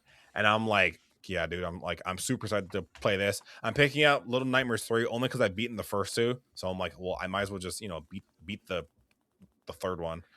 Third one's good. I'm not knocking it. Yeah. Star Trek Voyager Across the Unknown, February 18th. Scott Pilgrim EX, March 3rd. WWE 2K26, March 3rd. Shadow Tactics Blade of the Shogun, March 18th. Disney Okay, that one may be a little interested in. These other ones, I'm just like, literally. Disney Dreamlight Valley Switch 2 edition, March 25th. Goat Simulator, April 1st. This one I might be interested in only because I've heard from many people it's very good. But Tales of Arise Beyond the Dawn edition, May 22nd. I've heard that time. Yeah, go ahead. Yeah, Tales of Arise was good. I've heard that from many people, so I might keep my eyes on this one. Is it time for you to get into the Tales series? I've heard it's a good series. I have a friend, brother. I have a friend who swears by it. So I might hop into this one. May 22nd. It's a good series. I like that it's kind of like Final Fantasy where all the games are kind of different. They have they have linking things in between them, but they're all different. I think that's good to know. The combat is so fun though. I mean, that's really what you're here for. Like active combat. Okay, good. I'm definitely gonna keep I might watch the reveal trailer for this and see. We got Clud Sept Begins July 16th. Another Eden Begins Switch 2 edition Q3 2026. And then we got Resident Evil Requiem, which we all know about. I don't think I need to even say anything. We got the Leon Kennedy amiibo, which I never thought I'd see Leon as an amiibo. It looks like shit, but I might still get it only because it's only that Leon. Close-up shot. That close-up shot. It's Leon, and he's an amiibo, and I feel like I want to play Smash and see what happens if I put him on it, but I don't know. And that was immediately roundhouse someone. And just someone gets roundhouse. Kirby doesn't even do that. Yeah, what the hell? But yeah, that was it. As I was saying, Ouija, if you didn't hear me, I feel like every direct is like, oh, this direct was shit. This was so bad. I give a C-, and I'm like, I'm just happy we're getting more games soon. Yeah, that's my whole thing. Where it's is the big complaint about any game, any system that comes out within the first year or two, where it's like there's no games coming out for it, and it's like, okay, here you go. Yeah, people always want to be like, oh, let's rank it as a direct. I don't know. Sometimes it's like we get a really damn good one, and sometimes it's like, it was a direct. Sometimes it was maybe good, sometimes maybe shit. It's a 45-minute long commercial, like If there was at least one game that I'm like, I'll play that from the whole thing, it's a win. You know what? Yeah, it's a win. Yeah. And that was it. So that was the partner. As I said, rumors are saying there might be a general this week. Stay tuned. I don't know. Go watch your favorite leaker or YouTuber. They might let you know. But you could just patiently wait. Wait for Nintendo. Mm-hmm. Anyway, so Luigi, what have you been playing lately? The other day, my brother sent us invites to what is it called? Agent 64 Spies Never Die. Huh? Yes. So it is so my brothers are into like, I don't know, old stuff, weird, like not weird. I don't want to say that, but like, modding a lot of old things, specifically like 64 stuff. Oh, I've seen this. Yeah. It's very much just GoldenEye. GoldenEye, yeah. And it was fine. It was fun. Like, I could see, if you got more people in it, but like, and I was getting destroyed, and didn't really mind so much. It was fine. It was kind of a mess. But any multiplayer shooter is a mess when you're first trying to figure it out. But weapons all pretty much the same. We had remote mines on at one point. We're throwing remote mines everywhere and blowing them up. My brother was beating the crap out of all of us because he had spent the most time with it during the beta before the rest of us had. And he was using mouse keyboard, and so we were like teaming up on him, and then he switched to controller and he still beat us. But I think that the way, like, it was fun, but then we started doing that old school like zombies, like you would do in Counter-Strike when you go in and like mess with the console and like turn team balance off and like just load the other team with bots that only have knives but are super smart and try and like survive. And so we just played a bunch of rounds of that, and like it has all of these options and like things you can do. And so we had their speed cranked all the way up, and it's hilarious to watch them because they all know where you are. These bots are geniuses. They all know exactly where you are. As soon as you spawn in, they like come to you. And yeah, the old school AI, man, so unfair. and when they're at super speed, they are it's like they're coming out of hyperspace. Like all of a sudden you just see like and they're like kind of at headshot level, so it sort of worked out. But we were like messing around with like their movement speed, all these different, like one of them was like open door get gun, like you just get a random gun anytime you go through a door. Just like the weirdest vampire mode, when you shoot someone you get a little life back, and we just start flipping dip switches left and right, and we're like like what was that? Did we turn, is that because we turned this on? Or it was fun. It like I don't know, like necessarily I don't know if I see the appeal in like let's remake GoldenEye a bunch of times. I feel like it's well, GoldenEye did not age well. Yeah, GoldenEye had its time, and we're good, and GoldenEye it's just what we had, man. Like that was, and that's okay. We could have we played Turok a few months before, and we're like, no, this isn't it. And then we played GoldenEye that summer, and we're like, oh yeah, this is it. Like this is the thing. It's competent, it works. Let's all play this for forever. But not forever, because as I said, things change, and I'm just like, this is fun, this is nice. In some ways, I went back and revisited Agent Under Fire, like I said recently. And I would like to try and play that again. But yeah, like I don't know. Like I've seen people do like someone tried to remake GoldenEye and Source, and that was kind of fun because like it's just Source. It's Source GoldenEye. Like I'm here for that. That's at least, different and dumb enough. And also like a better shooter. Source engine stuff. So yeah. I like I'm happy to like get shot up and lose a bunch in Agent 64 with my brothers, but I'm just like, yeah, I wish people would like stop thinking GoldenEye is great. It's not. It really isn't. It's fine. It's fine. I love it too. Going back to it and playing it with that control scheme, it's like so rough. But I can't even, like you said, that's what we had at the time. And in some ways, I like the right stick. Like in some ways, I didn't even want to use it because like aiming up and down wasn't going to do me any good. Like, Yeah. it's GoldenEye. I mean, the game had auto aim. The original game it does had have auto a lot aim, so it was like fine. Yeah. And we have, well, like in this, like, I found myself like, just why do I have this other control stick? It shouldn't do anything. Like it should just be, GoldenEye auto aim if you're going to go that far with it. I don't know. I have been getting destroyed at work, and so that was much of my gaming time this week. I did not realize that a bunch of people would come to a hot dog arcade bar on Valentine's Day.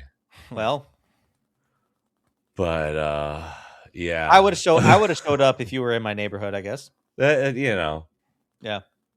People definitely showed up. So Awesome. I'm very, very stupid tired. This weekend was a weekend from hell. Yeah. Well, you made it. Yay! I like video games. Andre, I play a lot of Retro Bowl on my phone. Okay. So there's that. If you want me to talk about Retro Bowl, Retro Bowl is the best football sim game. Oh, is it like Tecmo Bowl or something, or is it like? Yeah, it's very Tecmo Bowl-y, but like more control. I mean, you don't get to pick your plays. Still, it's very Tecmo Bowl in that way. But yeah, it's the best football sim I've played in years. It lets me, I can play it like a tapper too. And just, sim through games if my team's really good. But yeah, it's so much better than Madden. You can actually, just drag to throw and pass and run and all the good stuff. You don't play any defense, but and then, I'm playing Retro College Bowl right now, and I'm in like my 30th season as the head coach, and we've won the national championship every year. The fantasy. Yeah. Andre, what have you been playing? So when I play, actually on my Steam Deck, I started playing Star Wars Republic Commando. Yes. I haven't played that game in so long, but I had it on there, and I was like, because I had my son over, and he was playing Mario Kart on my Switch too. So I'm just sitting there, and I'm like, what do I want to play? And I saw that, and I was like, I haven't played that game in forever. So I started that. So I play that from time to time. Does it still hold up? Like, there's just something weird, but like weirdly alluring about that game. I like it. It was one of my favorite Star Wars games. It's a great game. It's super fun. If you haven't played it, you're basically a clone commander, and you command a squad of other clones, and you have like a healer, sniper, demo dude, and I think it takes place. Oh God. I think it's in between 2 and 3. I think. Yeah. That's a hard I think. So don't quote me, but it's fun. I like it a lot. So I'm playing that, but on my Switch too. If I'm playing docked, Final Fantasy VII Remake Intergrade, trying to bum rush that again. I think I'm like halfway through, and then in handheld, I don't know what has happened to me, but I am foaming and thriving to play Final Fantasy IX. I am neck deep in Final Fantasy IX at the moment. Okay, I made it a goal of mine. When I was younger, I watched my dad. When I was younger, I watched my dad play it. Well, I watched him play a lot of games. So I've gone back and I've played said games I watched him play. And Final Fantasy IX was one of those games. And the first time I played it, I got about halfway. And then the second time I played it was years ago. I got about like 3/4. And then, as gamers do, I saw something new and shiny, so I said, I'm gonna let you go. And then I came back to it, I think like a month ago, and I had no idea what the fuck was going on. So I was like, how the hell did I get here again? I was like, fuck. So I still have that save, but I just restarted. And okay.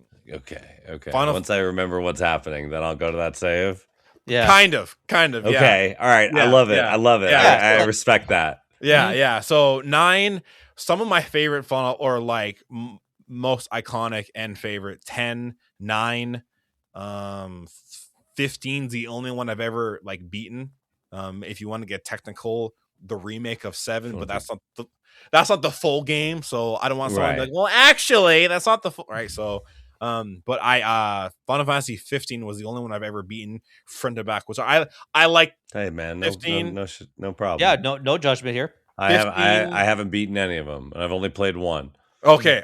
So yeah. So but I've wanted to try more JRPGs this year, and I have Final Fantasy, so I was like, sure. Once I beat 9, though, this is gonna hit story and the feelings. But once I beat Final Fantasy 9, I want to finally beat Chrono Cross. I know that one's been on my list for a long time. Back in the day, not back in the day, but my favorite game, as I mentioned, is Legend of Dragoon, and then the game that was kind of like adjacent to that one was Chrono Cross. I actually have considered buying it from VGP, like the physical copy. Yeah, because I have the digital, but I'm like, that game like holds a lot of value because it was such a fun game to me. So so once I roll credits on 9, I'm gonna start that. And then tonight I might start Reanimal, because I know that once I know once Resident Evil 7 comes out, every game's on hold. I don't care. I don't care who you are. Every game's on hold. No one texts me or call me that day. I'm busy. I'm busy. You know what I mean? But Reanimal is a game key card. It is. Yeah, I know. Son of a bitch! I'm not gonna buy any Switch 2 games. I know. But yeah, so at the moment, Final Fantasy 9 has a chokehold, and then whenever I'm just here, I play the remake of 7, and then as I mentioned, Wednesday, I want to pick up Little Nightmares 3, but I might just pick it up and then wait a bit, because I don't want to start that and then start RE9 and just be like, well, me, right? Yeah. So yeah, so that's my gaming catalog at the moment. Cool, awesome. It's enthralled in Final Fantasy. Like I mentioned earlier, I beat Ghost of Yote over the weekend. I cranked it out. I didn't have much to do this weekend, which sounds like opposite of what you had, Luigi.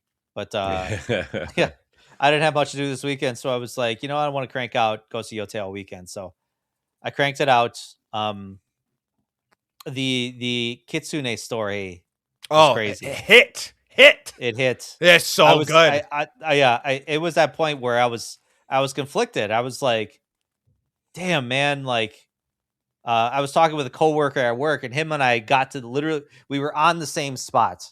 Yeah. And I remember, like, when we both started that mission arc, we were like, who do you think the Kitsune is? Like, and he had thoughts about who the Kitsune was, who Oyuki was, and all this stuff. See, and I didn't think anything of Oyuki. I just thought she was like, just like a random side character, XYZ. Yeah, I didn't expect her to be. Yeah. No, and then like the minute when you get into the fight with the Kitsune, and you're like, oh my god, the toxins, and then you just like, and then you see her just murking people. I was like, no way. Yeah, I was like, you have to explain something. And then like the whole plot, I was like, this is fucking crazy. I was like, what? Yeah. That game is kind of full of a lot of shocking moments that like had me kind of go, whoa, okay, cool. Like, yeah, not where I expected things to go. No, God, no. And it had me hooked. Like I said, that last like third of the game, I was so good. I was kind of speed running it. Did you see like the plot twist at the end with her brother? Did you see that? Or okay, is it the plot twist where like the thing happens, the sad thing? Oh yeah, okay. Right, yeah. I didn't expect it, but when he like came back, I was like, I was like, God damn it. Yeah. The minute he came back, I was like, this is what I didn't want to happen. Yeah. So honestly, a solid game from start to finish. I liked the growth that Atsu had. Oh my god, the last bit. Holy. Yeah, the last bit. We saw some big character growth from her. I think my favorite part. Big realization. Oh yeah. What she became. One of my favorite. Sorry, go ahead. Go on. I was gonna say, like the only thing I was gonna add is just like her coming to the realization of who she is, and who she wants to be are like two totally different characters. The start of a game, her versus the end of a game, her, two completely different people. I think my favorite part in the game is where you go see the spider at the mansion, and he's like having the party, and she like grabs like the mask, right? And then you like walk into the giant kind of like open area, and Atsu's like, lock the fucking door. And Yuki's like, Atsu, like, don't do this. Don't go in. Yeah, and killing she's everybody. Like, and she's like, too late. And she's like, make sure no one comes out because I'm going in. And she like, and she goes in, and the spider's like, ooh, who is this? And she's like, let me tell you about the night. I'm gonna rewrite this bitch. And she like unsheaths both her swords. That whole scene, I was like, everyone's dead. Everyone. I was like, I was killing everyone. But then it hurt so much when Atsu like leaves and Kiku sees her, and she's just like head to toe blood. And blood. Kiku's like, hey, and you could tell that like Atsu's like, oh, I fucked up. Oh yeah, shit, this is who I am. I made a mistake. Yeah, she's like, oh, I made a mistake. And like I loved how like she went from like, I'm killing everyone, to seeing Kiku and being like, oh, I made a mistake. Changing her perspective. It was and like that's kind of where her growth starts. Because she's like, I now have a niece. You know, I can't just be out here cutting people in half. Like I have to kind of, set an example. Yeah. So like, but just like did you platinum it? No, I did not. Did you? There's no way I'm spending that much time. I platinumed it because I'm a sociopath. Good. Yeah. Did you? I don't want to ask it because it might. Okay, there's a mission that is a really big reference to Jin Sakai. Did you find that? The only Jin Sakai reference I found was going through one of the Kitsune caves. I think the last Kitsune cave. Yeah, and okay. So the one that I'm talking about is like a legit like side mission that you do. Okay, no, I don't think I. I won't spoil anything. I mean, I could go back into, obviously New Game Plus is available. I can please do, because like if you've played the first game, it is such like a respectable nod to Jin. Okay, and like it was get into it. It was so good. It was so good. But yeah, Ghost of Yote was a sleeper in my opinion. It was a sleeper. I loved it. I mean, I have a Jin Sakai. Oh, sorry. I have a Ghost of Tsushima tattoo on my leg, and it says "Honor died on the beach," which is such a hard line that he hits. It's such a hard. It's such a hard line that he hits. But it was a sleeper game, and I appreciated every second of it. And like you said, I think her character growth was my favorite part in the entire game. Yeah, it really was. I want to say I think a lot of the discourse surrounding the game from the start was like, is this going to be another girl boss game? But it really wasn't. Like, there was a lot of growth. There was a lot of, obviously Atsu had a lot of flaws as a character, always ran in head first, always was kind of a little bit reckless in a lot of situations. Even I think that scene in the beginning where she's staring at the dragon, and everyone's like, hey, come follow us, and she's like, no, I'm ready to clap this motherfucker right here. That scene broke me when when Jubei looked at her like, Jubei looked at her like, really? He's like, really? I need you, like, you're my sister. And she's like, I have to do this. And I was even like, as a player, I was like, oh, this feels dirty.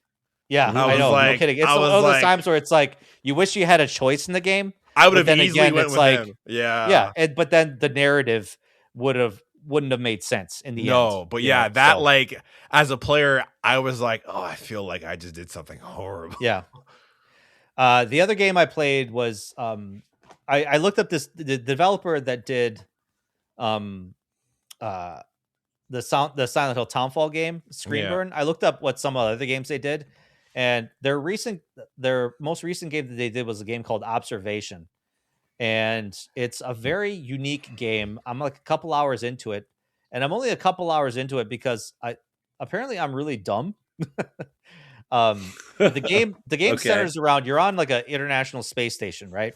Right. And you are the AI system on the space station. Okay. Literally, you're Sam, so to speak. That's your name. And apparently something happens on the space station where like an accident happens and you're the AI, and there's this survivor astronaut that is trying to find out what's wrong, and she's consulting you, the AI, to fix things in the space station. It's kind of investigate what's wrong with the space station, what happened, trying to find other crew members, and a lot of it has to do with puzzle solving, mechanics. Like, for example, you have to like turn on system features within the space station. So like you have to do these like weird, obscure like puzzle codes. So like it's very unique to the point where you have to like turn on, you have to like enable these like couplers. I don't know. I'm doing a very bad job of explaining this, but you're like fixing a lot of systems. You're doing a lot of system maintenance while also on the side there's like a story going on of like all of a sudden now the spaceship or the space station transported to a different part of space. So you're wondering why that happened. I feel like it's got this kind of like horror element to it, You're but stuck, like you're stuck as the machine though. Yes, you're stuck as which the almost machine. feels like as weird, like almost as isolating as if you were like a human stuck with a weird AI. Like, but no, your I'm AI just helpless as an AI. So and the AI admits I'm the one that brought you here. Yeah, and then so creepy. The astronaut asks you why, and then you respond, "I don't know." Yeah. Oh, so like AI space? No, I'm good. That's that's so a horror game for sure. Yeah, no, it's very unique because you're not playing as any of the characters, like actually the human characters. You are playing as the AI. So you're going from camera shot to camera shot. You're flicking between cameras on the space stations. You're like tapping into computers and laptops and other control systems. You're like operating these portable like night trap. Yeah, a little bit like that. Okay. Yeah. Interesting. So it's night a trap very and what was the headset Alicia Cuthbert game? The voice controlled Alicia Cuthbert game.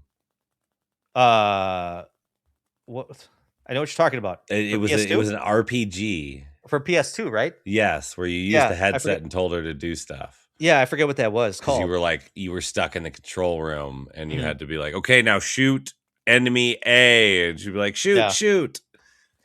It sort of worked, but yeah, like it's a frustrating game because it doesn't hold your hand.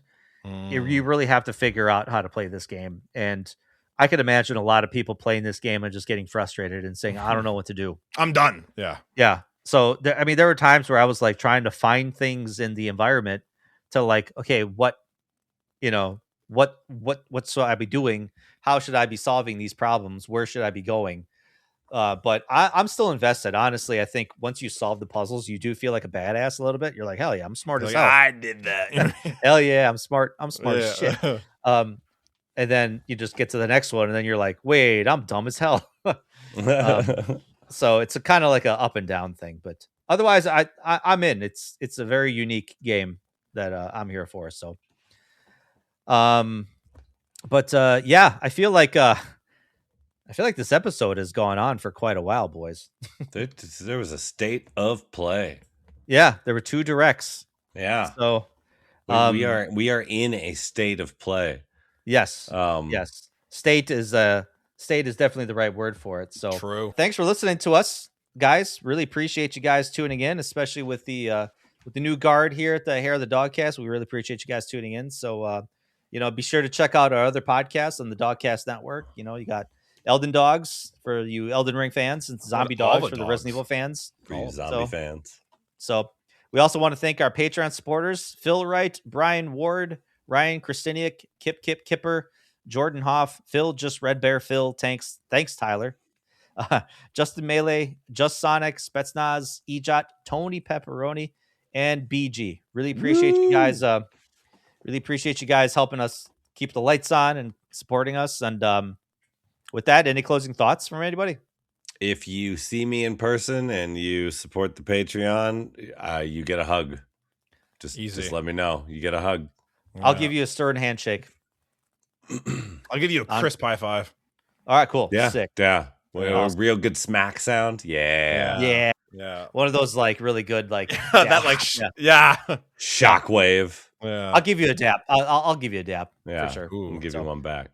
There you go. All right, thanks guys. Because I ain't soup, so forget about that.